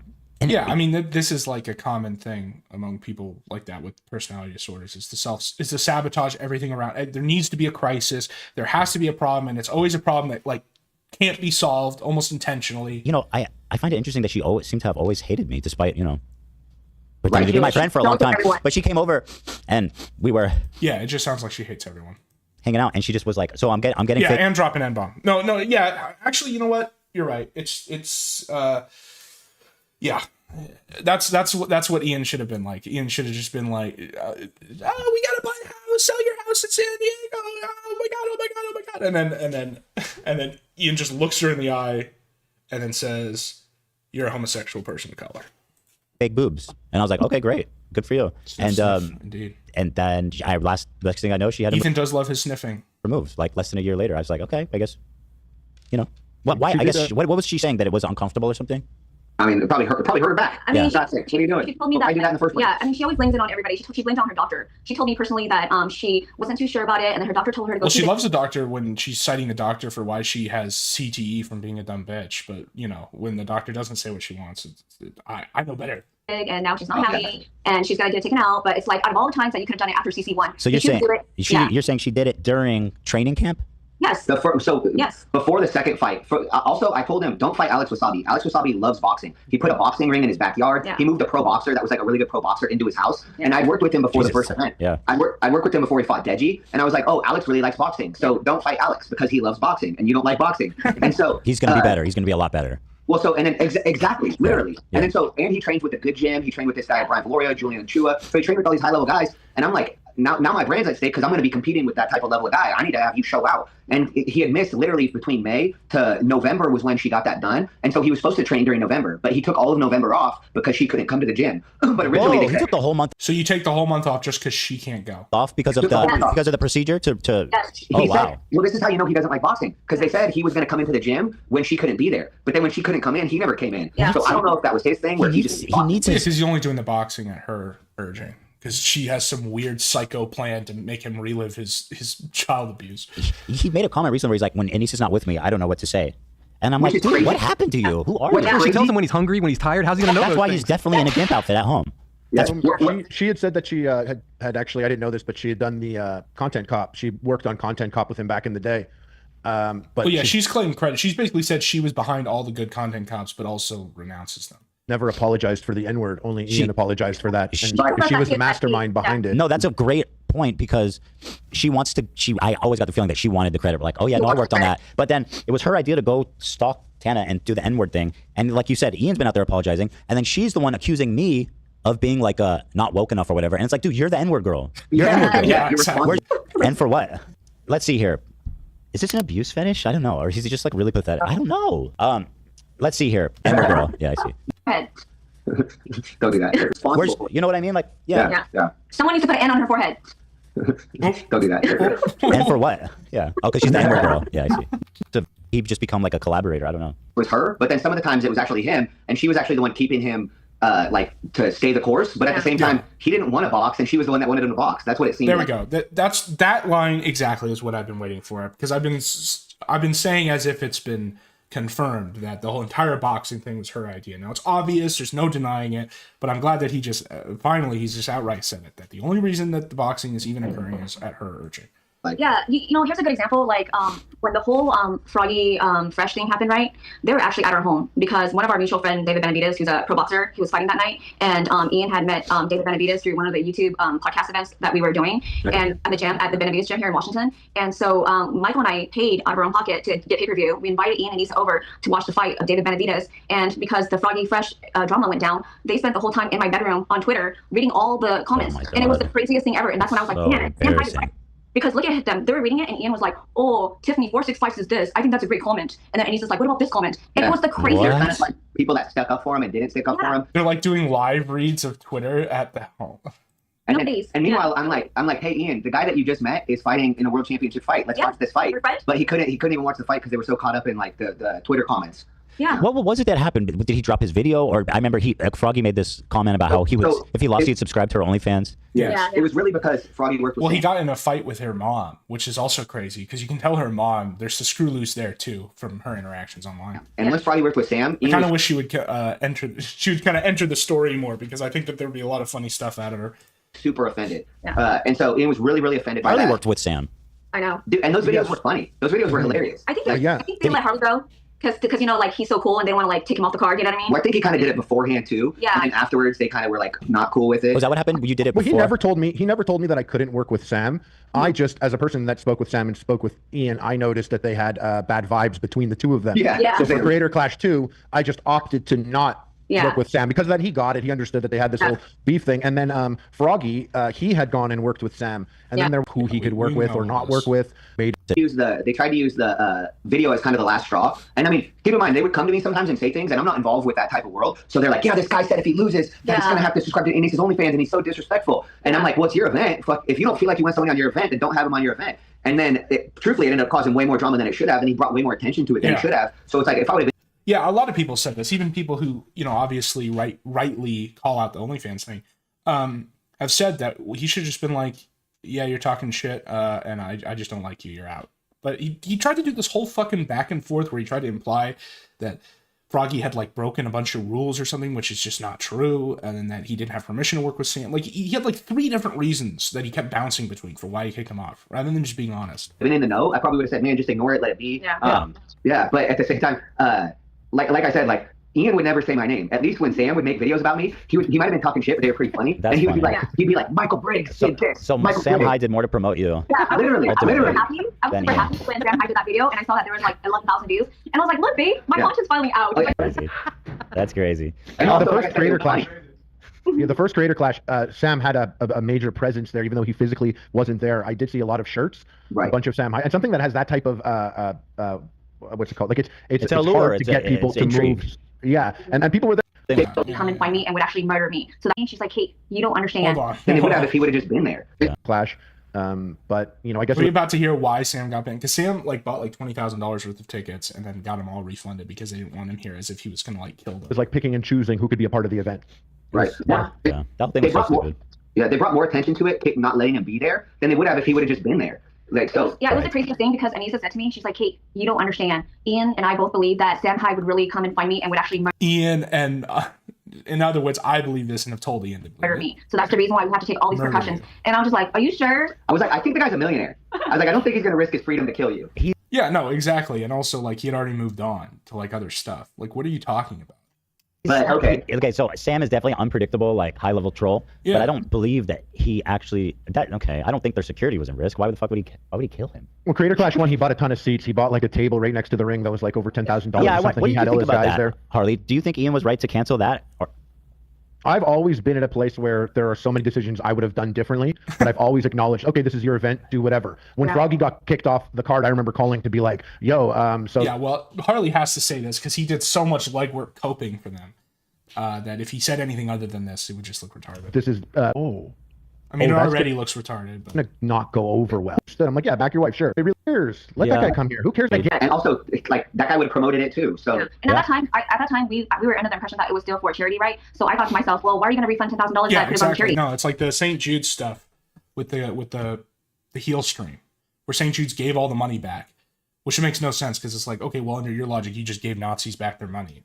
You know, if you take their premise as true, right? But now we all know the truth. It didn't go to charity. And the event lost money, so it's not a great look. That was for the first one. Oh, that was for the first one, okay. Yeah. So, and that was the thing is they could be like, it was just 10,000, we raised 1.3 million. Which, once again, I was always telling you, I would always say, be proud of your work. Be proud of your work. And so, for example, when he came onto your show for the second Creator Clash, we weren't with him for that event, for that interview. So he goes on the show and he tells you that he's been boxing for 2 years now and all these other things. When in reality, he took freaking 6 months off to make a show with that Dax kid. Yes. So I'm like, why wouldn't you go onto your show and promote what he was doing? Instead, he didn't promote what he was doing. He pretended like he was boxing the whole time. And for me, I'm like, I'm your boxing coach, and I can tell you never once showed up in 6 months. So now it's going to make me look worse. If you guys spent a lot of time with them. Is there any other creators they specifically didn't like or that they were talking about? We have to tell you guys about how, like, was it the real estate guy? Oh, Stephen Graham. Oh, man. Yeah. He pissed her off. Yeah. He's the finance guy, right? Yep. Oh, he just cast another spell. Did you see that? He bought in the first one, right? Yep. Yeah, super nice. Just cast another one, Charm. So wait, what did he? Yeah, he just seems like a pretty like. Wait, what? He's a great person. This is a different Stephen Graham, right? Like. No, I thought it was Graham Stephan. Yeah, Graham Stephan. Yeah, Graham Stephan. Graham Stephan. Okay, I was like, it kind of looks like him. Yeah, it did almost look like him. Yeah, we know this guy. He's the finance guy. Yeah. Very nice guy. Very nice. And like, so what happened? How did he piss off Anissa? So he owns properties. No, I'm just well, that was kind of it. But when they said they hate landlords, even though they are a landlord. he did his show because we went to Vegas to promote the event, and when he went to do his podcast, he didn't have a chair for her, so she was super offended by that. She was so pissed. Jewish. Yeah. Just because he didn't have oh my god. Did he? You know what that is? That's like a classic narcissistic. I love like I'm throwing these terms around. I am too. Like recently, about more than just these guys. I throw it around with Gator or whatever, but like that is a narc entry. Like you don't have a chair for me, because, and then you spin that into it's because you don't think I'm a real person or you don't think I'm important or whatever. Did he not get her a chair? Is Gracie by chance Jewish? I don't know. Yeah, that's a good question. Oh, Stefan, good question. Good question. Yeah. You're obviously Jewish. Well, she might have thought so. Her, so she had to sit in the back far away, and she wasn't in frame, and so she thought that was so offensive that he would, like do a podcast with Ian and not. Wait, let me pull that up. I want to see what that. Because she's not anything. She's only something because she latched on like a blood-sucking flea onto Ian. Graham's producer is actually. She basically had no career before. A fan of our show. He's invited me and Lean out to dinner. Like I try to help Graham. So, I'm trying to pull it up. Wait, this is not. I want to see their interview. The iced coffee hour, is that what it's called? Yeah. I was like, oh, look at his dumb ass. I'll beat up. Yeah, no room for her. Frugal warriors out there. Welcome back to another episode of the Iced Coffee Hour podcast featuring Graham, Stefan, and Jack Harlow. We are now up to $136,000.83. Nice. That's a good guess. It's specific. I was just terrible. Let me see. Like, even I'm a professional. This guy sounds gay. I'm a button out. A podcaster, so I can look at this and you've chosen essentially the Keemstar. Can I hear that, Dan? Okay, good. Yeah. I think they just wanted to interview Ian. Yeah, and he's the fighter, and he's the guy. Yeah, he's the fighter. He's the guy. He's the guy with the channel. Like, what the fuck? Why do you have to be in everything? And he said, sit down. So wait, I gotta tell you this part to get Ethan. So like when we came to LA with them that first time, right, to be on your show. I'm glad she's here. At first I was like, what is she gonna bring to the table other than complaining about her past? But she's the one that's keeping this on track as just a shit talk hour. She's like, oh, here's this story. Oh, he stinks. He's in the Chernobyl quarantine exclusion zone of the gym. Yeah. It was so interesting because those two are very unprofessional. They're bad with communication, and they don't ever tell us anything ahead of time. So it's always last minute, right? So basically, the day before we were supposed to come on your H3 podcast, she was like, "Oh, I gotta get back to the hotel. I gotta rest and prep myself because I have a podcast tomorrow," and made it seem like it was just her. And so we're like, "Oh wow, maybe she's like this big YouTuber and she's gonna go on a podcast and we're just gonna follow her around." Yeah, she really thinks she's the one. Like she is the famous one. Turns out it was actually about Ian and the Creative Rush. You know what I mean? So she, I feel like she was going on H3 for her. We're eating breakfast, so we go to eat breakfast in a hotel, and she's like, "I have a podcast today," and then Ian didn't say anything, so we're like, "Oh, she has a podcast, but Ian doesn't have a podcast." And then we go to Super Mega House, and it was Ian's podcast, and we're like, "Why didn't Ian say he had a podcast today?" Instead, she kept talking about how she had a podcast to do, and it was so odd because then when we got there, it was like, "Wait, this is Ian's podcast." Like, I don't know if I've noticed that when they come on together. So much of these little anecdotes are just confirming what everybody has been saying for years, like the way that their relationship is behind the scenes. And it's one of those things where it's like an unseen truth where everyone knew that it was like this behind the scenes because it just had to be based off the way the few interactions we do see and just the way she acts online. But this is just direct, like first person, highest level of proof that this is how it is. She does. It just cannot be denied anymore. If they try to do all this stupid shit, it's like, oh, these incels are just assuming so much about, you don't know anything about our relationships. Like, well, here's the evidence. Here it is. Most of the talking. I'm struck by a memory long ago when they started dating at our old office back. And she was there. And there was kind of a narrative about how she was like just kind of a clout demon. And I was like, do you want to sit in with us? And then Ian actually was like, no, she's not going to be in it. Like he asserted himself. And I was like, wow, that seems like he's pretty guarded about putting her on camera because, and it seemed to me that she was disappointed and he was trying to protect himself and his image. But obviously a lot has changed since then. Right. Yeah. A lot. Yeah. She told me that the reason why we moved away from LA was because she had all these friends that wanted to use Ian and just take from him. Oh my God. Just total projections. Yeah. She is so doing textbook isolating him. Yeah. Yeah, she's isolating him. And literally besides me and Michael. And it's like I said at the beginning, like he's so silent. Like he must literally only talk to her and maybe like, I keep saying Hassan, but I don't think it is. I don't think he really talks to Hassan at all. Because Hassan don't got time for that. He's too busy fighting the third intifada. So it must just literally be Anissa, and that's why he keeps like having these wildly out of unreal perceptions about his status. And he doesn't have any friends. Like, this is actually really sad. He has no friends as well. It's ridiculous. That's why I would feel bad for him. Yeah. That's why I felt bad all the time. I'm like, man, it's just sad. Yeah. And Graham Stefan's a Jew. He is? What? Yeah, I asked ChatGPT. There it is. I fucking knew it. There you go. I knew it. No wonder she hates him, right? That's so surprising. The money YouTuber? Crazy. Yeah. Jewish. Jewish. So Griffin, so that's funny. So that was it. Any other creators that they were all hyped out about? Yeah, for sure. I'm trying to remember who else. I know that they all over its share. What's sad is because they speak poorly about Dad, Nathan Barnett all the time. Really? Oh, dude, that's bad because Dad has been like one of their top guys. Not like actively defending them. He just anything, which is like the most you can expect at this point because they're so down. It's sort of like Ricada, where just not saying anything people say is Baldo washing because it's just so bad. Like the situation that the only reason you would ever not say something is to defend him. Yeah, so like Dad, I don't think is actively defending them, but he's been in like every event. I think he's literally been in all three, and has not talked shit at all. And no surprise here, they hate him too. She just hates everybody.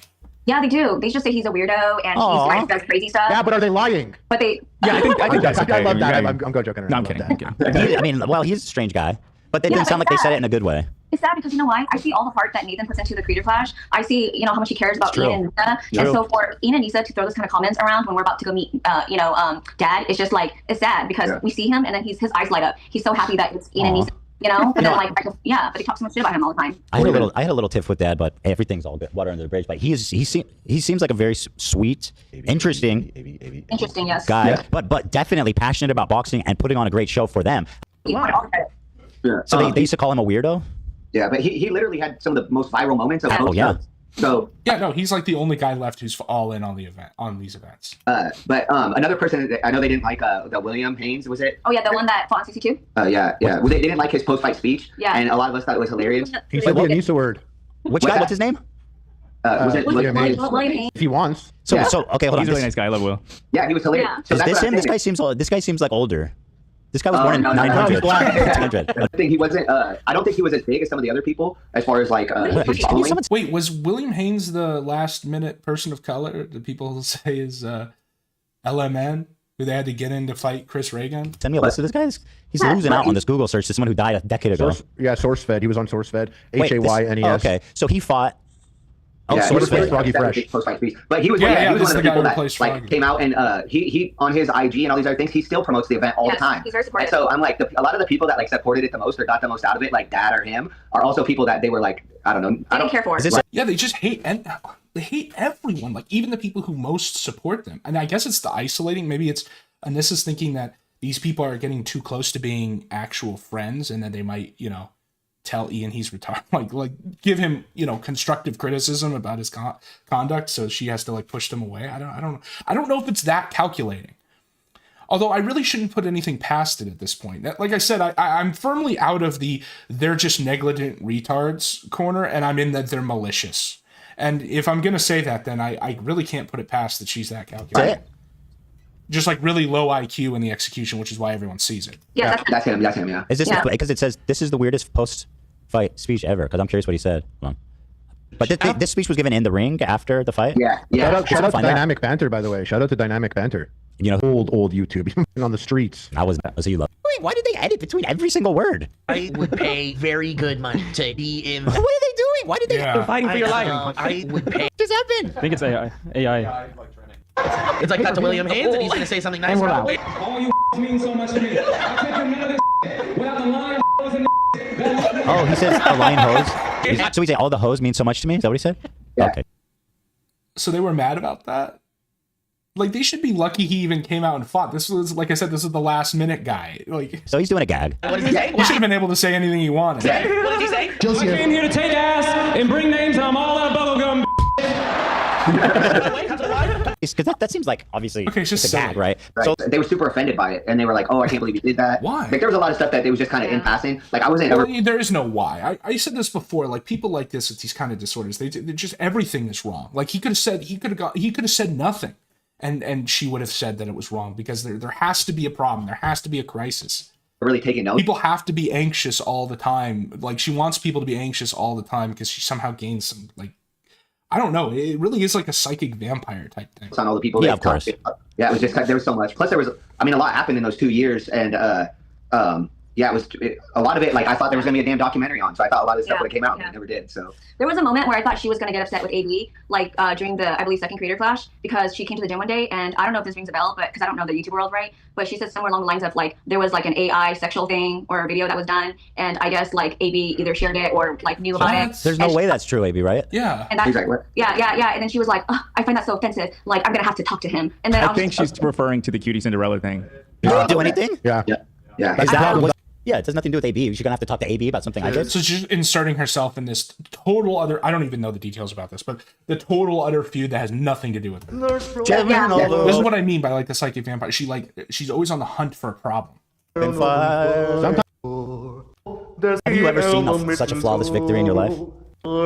Thank you to enough. Moment. It was just the way that it played out. It was awkward. It was coarse. It was awkward. Nobody should be blamed for anything that happened in the office other than me.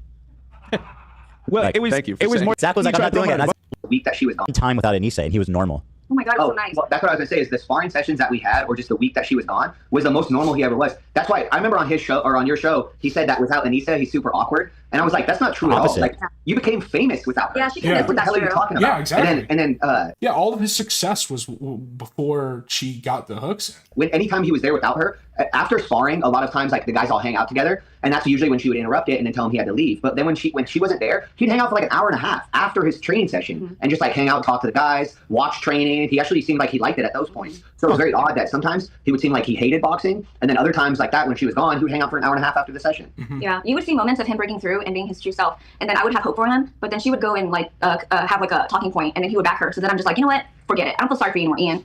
Based. Absolutely based. Yeah, I mean, she's right. Like with this, you can't, when you pay people sympathy for misbehavior like this, especially in like a situation like this, you're just encouraging them to continue. You're rewarding poor behavior. You have to. I didn't know sometimes. Again, bullying. He needs constructive bullying. Because sometimes, and that's why she's isolating him. Because any like actual group of male friends who aren't like stupid or enabling would basically bully him out of this. He would say that she's the one like keeping him on the boxing path, and then other times I felt like she was kind of the reason that it was hard for him. So it was hard to figure out if he's in charge or if she's in charge. Right. Because some of the times it seemed like, okay, Ian's in charge and this is what's going on, and then other times he would say things and you're like, that's her words. Like that's not your words at all. That's such a bizarre freaking way to navigate the world, man. Gala, Creator Clash 2, where she gave a speech, you know, and she had gone up there, and I remember she said her speech began with, "When I gifted Ian boxing." What? Oh man, yeah. I wish someone had recorded this speech, because I bet you there's more gold like that. But when I gifted Ian, yeah. So she's taking credit for it, obviously, like everything. And then she went on to explain it. Ian boxing. We're always fascinated by that choice of words, and it's something my partner and I, my podcast partner, always. That's what we always say. We always do that whenever someone's doing something they enjoy. I'm like, well, ever since I gifted you video games. Wow, what a weird comment. All right, this next question is very salacious, so it's totally up to you. You can pretend like you don't even know what I'm talking about if you want. But what I've heard is that she was hitting on one of his sparring partners. Yeah, let's go. And was obsessed with him and gave him a VIP pass to the event. Well, a lot of his sparring partners got the passes, but she definitely had a big crush on one of the. It's tough. It's over. Okay, so we do have the cuck shit in here. I was hoping they would come in here and be like, yeah, we were swinging with them. But now she's just like, no, it wasn't me. It was a sparring partner. I wonder what would be funny is if they paid for this sparring partner, because they said earlier that the sparring partners, they didn't pay for their travel, but they paid for Hassan's. But I wonder if they paid for this guy. The guys that would come in and spar with them, because anytime they would spar, she would just be super into it and watch every moment. And then, even if he would like beat Ian up, she'd be very into it. And then, I want to say that. Like, oh no! I want to say that before. So Anissa never gave shoutouts to Michael training Ian at all, but she put out the first video of Ian like getting hit, rocked, and sparring when Ian was sparring with her crush. Yeah. So the only promotion she did was to show this guy that she banged. Yeah. It was our friend Gabe. She shared it. Yeah, and we have a clip too. You guys can show. I would call him Gorgeous Gabe. He's a beautiful guy. Yeah, he's got tattoos. He's large. He's tan. He's tatted up. Yeah, I have tattoos. Nobody calls me gorgeous. He has very nice tattoos. Yeah. Oh, they're nice. Thanks. We can actually clear it up. Like they literally did say that when they go get tattoos, they either point at the wall and get one off the wall, or what they would do, they would tell the tattoo artist. Yeah, and that's another thing everyone theorizing. Glad we have confirmation that they're just pointing at random shit on the wall. That if he had a tattoo he really wanted to do, then he could just do it on them. It's tough, it really is. It's just the only horizon that we haven't crossed. It's like we got the pegging confirmation from them. We've got the like she's hitting on people confirmation. We've got the like total narcissistic, fucking crazy narc behavior confirmation. The last horizon is just someone who she's had sex with saying it, like coming on either this show or some other show and just being like, here is every detail of my sex with Anissa. That is the last thing. Everything else, every other horizon has been crossed. All these tattoos meant nothing except to somebody else. Yeah. And I was like, that's so odd to just go in and say, hey, if I'm like, she was putting tattoos all over Ian. Yeah, during his like, what the hell? This is crazy. The fact that their tattoos are like the same makes me think like, why did he do that? Why did he do all the whole everything around? Just I don't know. And listen, you can make fun of my tattoos all you want, but mine are sentimental. They have meaning. Yeah, it's not. Well, the funniest one that they made fun of, like he has some dumb tattoos, Ethan. But the one tattoo he has that it like makes him look good, even though it doesn't look good, is the one of his wife. And that was the first one they made fun of. It's like, what, you're going to make fun of him because he loves the mother of his 3 children. Meanwhile, you are in a sexless, loveless, childrenless marriage. It's sort of like when they were calling him an incel, even though he has physical proof that he's had sex at least 3 times to produce kids. Meanwhile, we have no proof that Ian has ever had sex. It's funny because everyone says like, oh, you just picked like a random tattoo out of like the 25 cents gumball machine, whatever. But that sounds like it is what they did. They were just picking something on the wall. That's why I was like, I want to clarify, because I always hear people talking about how they chose their tattoos. They didn't choose their tattoos. They walk in and they say, hey, tattoo whatever you want. There's only a couple of tattoos that, like, I'm sure Anissa probably was in control of a lot of hers, but most of Ian's, I think the only one he chose was like the eagle on his chest. Yeah. Otherwise, everything else. Oh, and then she had this story too about how this girl had a crush on Ian at the gym and was asking about tattoos. And I'm like, that story was never true. That girl has like, she's married with children and has her own life. She just also does like tattoos. What's that? It's projection. Yeah. Yes, completely. Yes. Well, in my opinion, because you've already exposed her for being like the first person that Ian's ever been with, right? Yes. So in my opinion, what happened was she even told us, she used to always tell her mom, I'm going to be with a millionaire. And so we think that once she's oh my God. Tell her mom that she would be with a millionaire? Oh my God. How do you know that? That is not, I wouldn't even call that a red flag. That's just like, there's a burning cross on your lawn of this person is mentally ill. It had to be someone rich. How did you know that? Well, she would tell us that. It was, I remember exactly. And then to brag about it. You know, it's one thing to say that to your mom when you're like a teenage girl or whatever, and then you never speak of it again because you grow up and you realize how like wrong thinking that is. But to then keep bragging about it and be like, yeah, so I won. It was when we were in Vegas going to the other podcast, and we were inside the Uber, and we were with Ian and Anissa, and Anissa said that like her mom only had 2 expectations for her to marry someone that was rich and also to be of her religion, right? And so she said that Anissa goes, well, I mean, I didn't get someone that was of my religion, but at least I got one part of it right. He's rich, and then well, actually, you did get someone of her religion because you're not Muslim, Anissa. You're atheist, which is a religion. Or I guess maybe she wouldn't she'd call herself spiritual, whatever stupid fucking new age term she would use. She's that religion. And so is Idubbbz, because Idubbbz, you talk shit about Christianity all the time. So you did get someone of your religion, the like nihilist death cult religion. And she like laughed about it, and he was in the car, and you could tell he was bothered by it. I was bothered. Who wouldn't be bothered by that? Yeah, this is on. It's never. It's like a fountain. This is awesome. That's really great. I felt like she. Yeah, I understand why this is so long now. Why this is like a full hour, because there's just so much. Was always trying to control him because she was the first girl he'd ever been with. Yeah. I felt like she didn't want other people. Like I felt like that was. Did you know that? With him. That he was, I mean, you knew that. He said he claimed just to verify, because people are like, oh, you're making that up. You guys. No, and the other thing is that's something that has been on Kiwi Farms for years. And that's fine that these people don't know that. I don't expect everybody to be autistic and read like through the 3,000 page thread, but it is.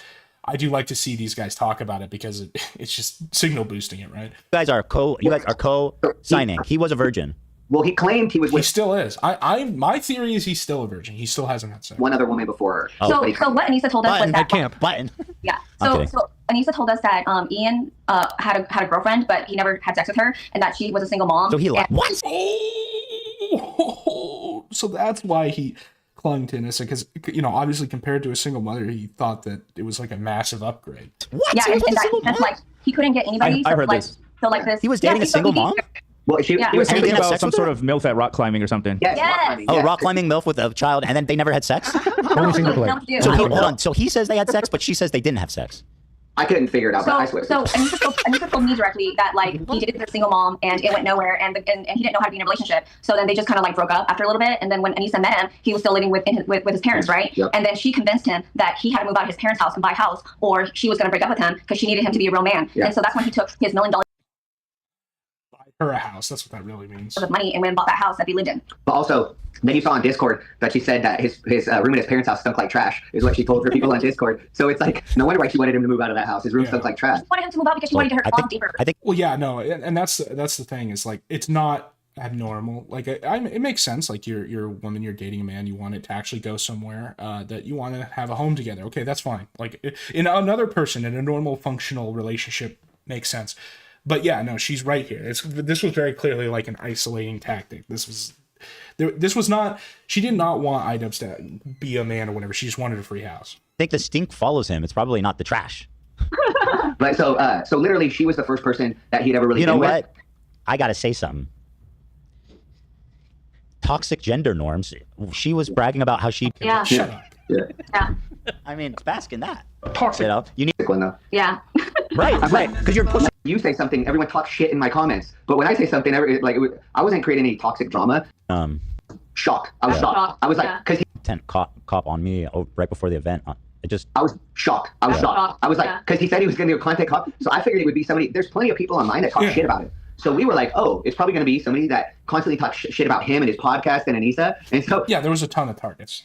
Then when he did it on you, like I was shocked. I was like, too. he literally attacked the one person that promoted his event more than he did. That got a lot of fans. That's part of why I was like, man, I wanted to do your show or wanted to at least put our side of the story out because you were one of the people that was most supportive to him, and yet he chose to do the content cop on you. And I'm like, that must have been like Anissa's doing. 100%. That's what it had to be. This all had to be her idea because. But like the way that they talk about it is like, yeah, I know everyone always says that it's all her idea or whatever, and sometimes it can kind of just feel like cope. But after hearing this, I think that's not crazy to say.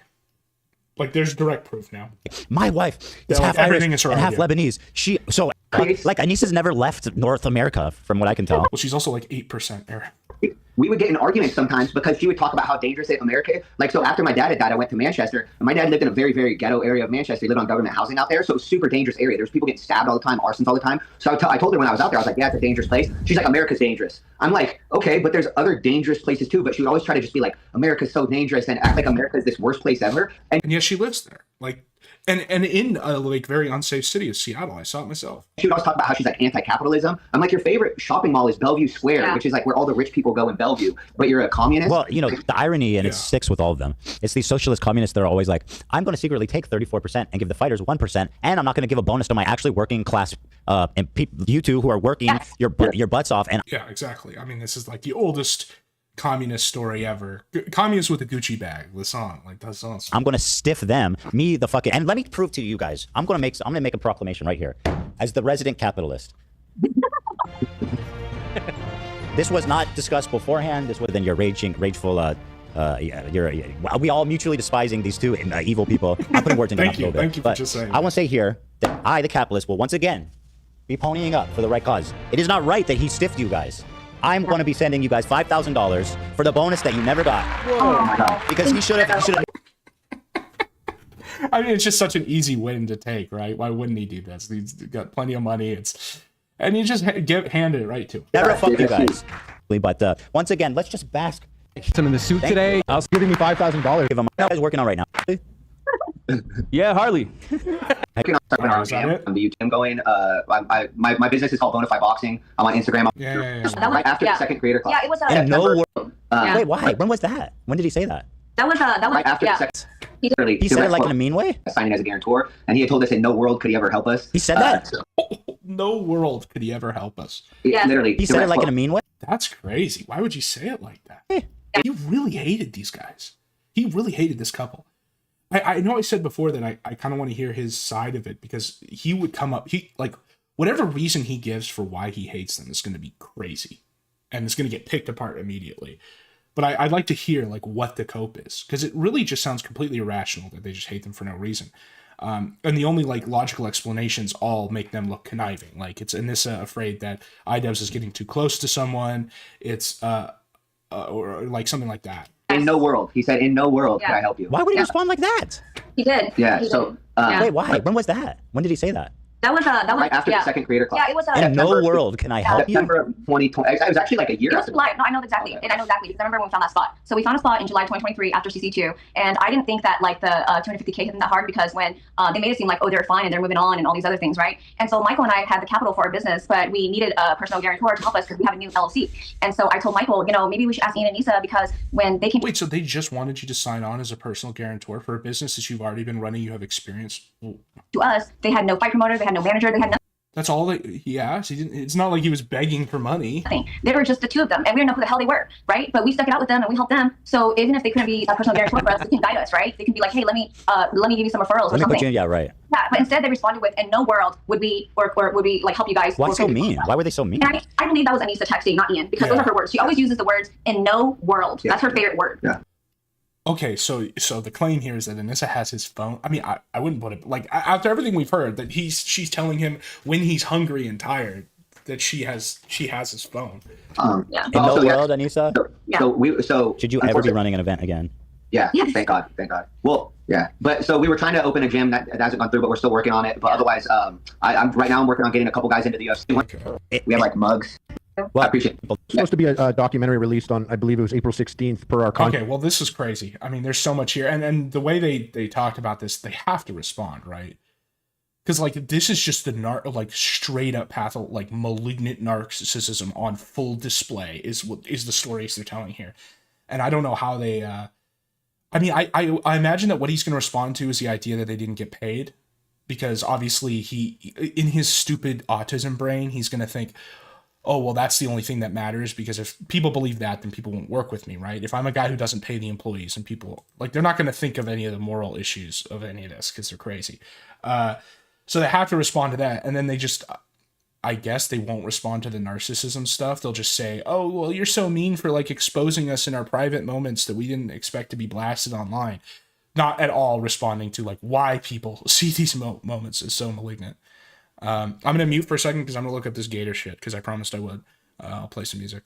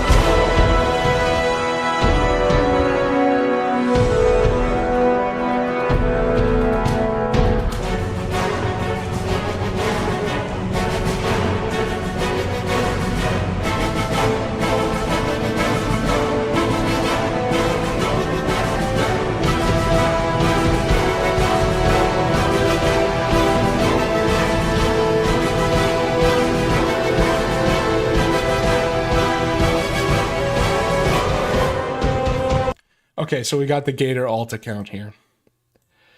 And also him coping by posting Lolicon. Just like a great strategy, as usual, from Gator. Okay. So for years, Gator, known Lolicon advocate, has run a private account that he uses to cope and vague post about the sector, from Anons to Joshin. I don't understand why, like, a guy like this that has nothing, has no clout, has no one respects him, no one likes him, He's basically like the absolute bottom of the sector. He is in the like trans-dimensional dungeon underneath the sector. Like the sector is already like a sewer where people who fail out of like regular internet go down. But somehow he's even lower than that. To the point where his only ally is like Rand, right? In that one debate that he had. I don't even know if it was a debate. Like Ralph just destroyed them. So why even have a private account? Like, dude, you are literally associated with being a pedophile advocate. Like, what is there to hide? Like, what could possibly be revealed by you from what you say on this account that would make it any worse? Okay, so you can see that me all you want number go up. Is really, dude? You're gonna brag about your stupid podcast, dude? I've been doing these streams for 3 weeks, and I probably have more watch time than he does. And that's not me trying to like big dog. I'm nothing. That's my point. Like, and he's been doing this like Gator Time show for like almost 10 years. Retards don't matter. Statistics actually matter. They will lie about easy to prove shit, then suck each other off because they're gay. Wow, he's so mad. Grinding is all that matters. Karma is all that matters, and karma eventually comes. I mean, obviously he's not Christian, but doesn't he like LARP as one? Like, why are you talking about karma, this pagan Hindu shit, like it did a few weeks ago? They look at your numbers and they freak out when they see you're growing. The bucket of crabs will always try to pull you down because they can never leave. They are awful, miserable people and want everyone to be like them. This is like, does not project strength. This does not project success. This projects cuck rage, buddy. This is not me screaming, I'm going to be the king of the sector at Housemeister, which was based in Red Pilled. This is literally on my private protected account, coping and seething about my show that I've been running for 10 years, and it's still like doing nothing. What else do we got here? Gator is so terrified of getting ratio that he runs to his account to tweet about Josh. Gabe Hoffman, along with vague threats. He is a bitch. I don't know what would be funnier. The footage gets delivered and just confirms what we already know, or the city refuses to turn it over and there's a hilarious... Like, why does this have to be protected? Like, this isn't controversial. Like him just saying... I mean... As always, I pray for whichever outcome will be the funniest and most entertaining one. Okay, well, the funniest outcome, the most entertaining one is you go to this anime convention and get caught again, failing to rizz up a child YouTube, like VTuber model. That is the funniest outcome, and then maybe, you know, something else crazy happens that I'm not going to say because of TOS. Gabe Hoffman is such a fucking retard that he's going to end up getting Razorfist to sue him, and yeah, I kind of agree. Well, like, why protect this? Again, I said this when I went on House of My Show. I think that Gabe is not the puppet master. I think he's the one getting puppeted. I know that's like people want to think that there's like a Jewish a high elf conspiracy, and I don't blame people for thinking that, honestly. But I think that just after like reading more about Gabe Hoffman, especially the stuff that's been dropped on Kiwi Farms about him and how much of a shit show an open secret is, I think he is just like a crazy, like borderline schizo who's just getting basically puppeted by Kino Casino to do stupid shit like this and challenge Ralph to a fight and get money. Again, I don't know why he's so scared about this take. Why just put it on your Twitter? Again, like you're the lolicon guy. Where else is there to go, you know? Swing and miss. It wasn't 20 Roblox accounts either. Still weird that he lied about that. Someone found an old archive post where he was showing off his Dame Pesos inspired Pinochet avatar in Game Y Life. Dude, really? You can't even win against Pinochet, the guy who like makes shit up and is just like eating the detritus at the bottom of the sector, and you're afraid of him that you put it on this account? It's pathetic. Guess which current gut orbiter flirted openly with a well-known... Why don't you tell us? What is this? What is this stupid like baiting, dude? Like, do you want to be in this or not? Do you want to like have fun and talk shit? Like, I mean, I said before that people take this shit too seriously, and they do. Guys like Gator, though, I don't blame them for hating him because, like, with the lolicon stuff and everything else. The thing is, you can tell that Gator is not in this to have fun. He's in this to like win some kind of crusade feud that he has no chance of winning because he's Gator. And I think it was Halo Reach at the time. Is basically what I'm saying here. Why not just call out whoever this is? Why are you scared of them? I, of course, have the archives, and show them, dude. Like, are you trying to put on a show here? Are you trying to, like, do anything, like, that would be fun or interesting? Lemel, 50 fucking Big Macs. I remember when I got shit for buying and eating a dozen donuts. Why would you say that? Why? I didn't even know that you did that. You ate a dozen donuts? That's kind of crazy, dude. At first they came for the Groypers and I said, are you actually sure you got it? Okay, great, man. First they came for the Groypers and I said nothing. Then they came for the Lolicon advocates and I was alone. He ain't dead until we see it. Okay, him praying for Ralph's death, which is just so gay. That was so, you know, I make fun of Ralph. I have some videos on the channel where I'm like talking shit about it because it's fun and that's what you do. And he was doing some funny stuff that's like worth making fun of. But wishing people to like die is just crazy. This is what I mean when I see these guys. Guys like this are just not in this to have fun. They're in this to just be crazy and and wishing people death. Like Ralph's gonna do what Ralph's gonna do, and if he goes, he's gonna go because of the consequences of his actions. Like you don't need to push any of that. You don't need to revel in it. It's just watch the show. It'd be funny if those texts about why he was in Portugal ever came out. Oh yeah, this is the suggestion that he was in Portugal to get an underage prostitute, which has never been confirmed, and I think it's just I don't know. It's just not a claim that I would make flippantly, you know. I think it's more likely Ralph just went there to be an idiot and be drunk, right? Again, I don't know why he's protecting this take. There are people openly who have made that claim. He hates Cog. Well, everyone fucking hates Cog. Cog doesn't seem to get that he handed Ralph a huge double. See, this is what I mean. Like he doesn't want there to be an actual fight. He doesn't want it to be like engaging. He wants a W. He's mad at Cog because he's not like A-logging right. He's not poning Ralph right. And this isn't me defending Cog. He might be right about this take, like in general, but just the way he approaches it from the angle of this of just being crazy. Cog is getting eviscerated. His brother's coming out, burned every single. If only Ralph hadn't burned every single. Well, I mean, Ralph doesn't. I mean, people did watch it happen. First of all, second of all, like that's. Again, he's like thinking of this like it's Age of Empires 2, and there's like, it's an attritional war. I stopped paying attention to the sector for a few days and Cog implodes. Ralph tried. Well, you clearly were paying attention. Hold on. Yeah, these are all just a few days into each other. And the idea that you're not paying attention is just delusional, okay? Here, Gator's trying to big dog PPP. Well, release Brian is so jilted that this was back during the Brian going on Ralph's arc. There was some funny stuff that came out of that. Again, like these guys who are like, you're compromising your morals because you did something, like you talked to Ralph or whatever. It's like, I mean, you know, it's one thing to be a gun guard, like that's kind of gay. It's another thing.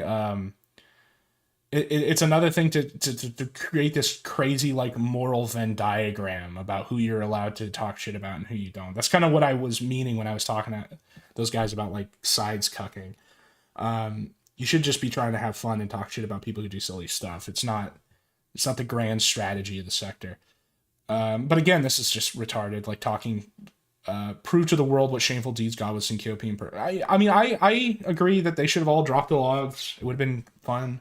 I don't know why this needs to be behind a protected account. It's calling him because PvP wanted them for those very reasons. I'm not going to pretend he's any better, but he can repair his reputation. Okay, no. If he's going to do this, it's not to repair your reputation. It's to provide content. That's it. So yeah, it's pathetic that he like thinks he has to break. Yeah, like look at this. This is what I mean when I say that I think that I like have videos with more watch time than him. Like he doesn't even crack 1,000 views. And he's been doing this for 10 years. It's just wild. It's just wild that he would be bragging about stats there. And then him coping on his main account, posting clips to filter normies.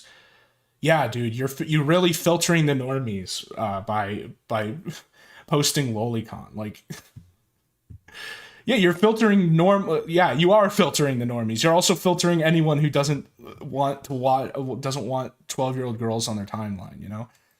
And then the other thing is yet again we've got like a Kino Casino orbiter pedo. This guy who got reposted by PPP is posting insane crazy shit of this. I don't even know if I can show this. It's like it's a pregnant girl who clearly does not look of age. Bro, what the fuck? This is clearly a little girl. She's 20. Like, oh my god, just classic like 1,000-year-old. And then we have this him like talking about his weird fetish openly saying she's born and she's 10 years old. Like, just, dude, whoa. Like, why would you? You know, it's so funny because he only, you may say, well, PPP only reposted. How is he supposed to know this guy's crazy? It's anime profile pic, dude. You got to be careful about that. I know we got some anime profile pics in the chat, but you know, you got to be careful about that. I thought this was funny. This putting in like a event, calling all fans of Gator and Off-Kai convention, whether you want to bag some groceries or just merch from your Oshi. This is the right meetup for you. We will have fun events like Gator watching, rare bees or collection show off, etc. It's great. I think it got taken down already though, unfortunately. But yeah, so the other thing the other two things that I'm not going to cover today that I thought about was just the Ricada body cam description. I think things are still moving on this. I'll just say, because so I might get to this on Friday, because I suspect Nick will do something even stupider by Friday. But again, just the one thing I want to get out there now, because it's topical, is him showing the photos of his house to try to disprove that it's cluttered. And not only are the photos like terrible, like look like hoarders, so you're just proving that it's true, but also you totally destroying just totally just argument that you have a presumption of privacy. Totally, Kino. If this keeps moving, I'll do that on Friday. And also this is part 1 of 2. I don't know when he's coming out with the second one. I do want to cover this though, because King Billy is going to slay Carl. And dude, my Carl video made people so mad. I got like 1,700 views on that of just people being like freaking out, kind of like the Andor video. I'm also going to go watch Mission Impossible and make a video about that. That'll be the episode 2 of media literacy. I know that, you know, sector people don't care about that shit, but I think it's fun. So I'm just going to keep doing it. And people get like really mad. People get really mad when you talk about media literacy in the opposite way that they mean. But yeah, that's it for today. Sneed. Here, I'll play some music, because whenever I press end stream, it like cuts it off 30 seconds because of the delay.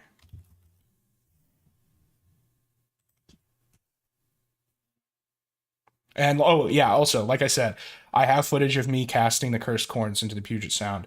I'm gonna make a video that covers the whole coin stuff, the 2 kind of call-ins where we're screaming at each other, the investment cope, all that, and it should make a good little arc. That's kind of what I'm hoping for.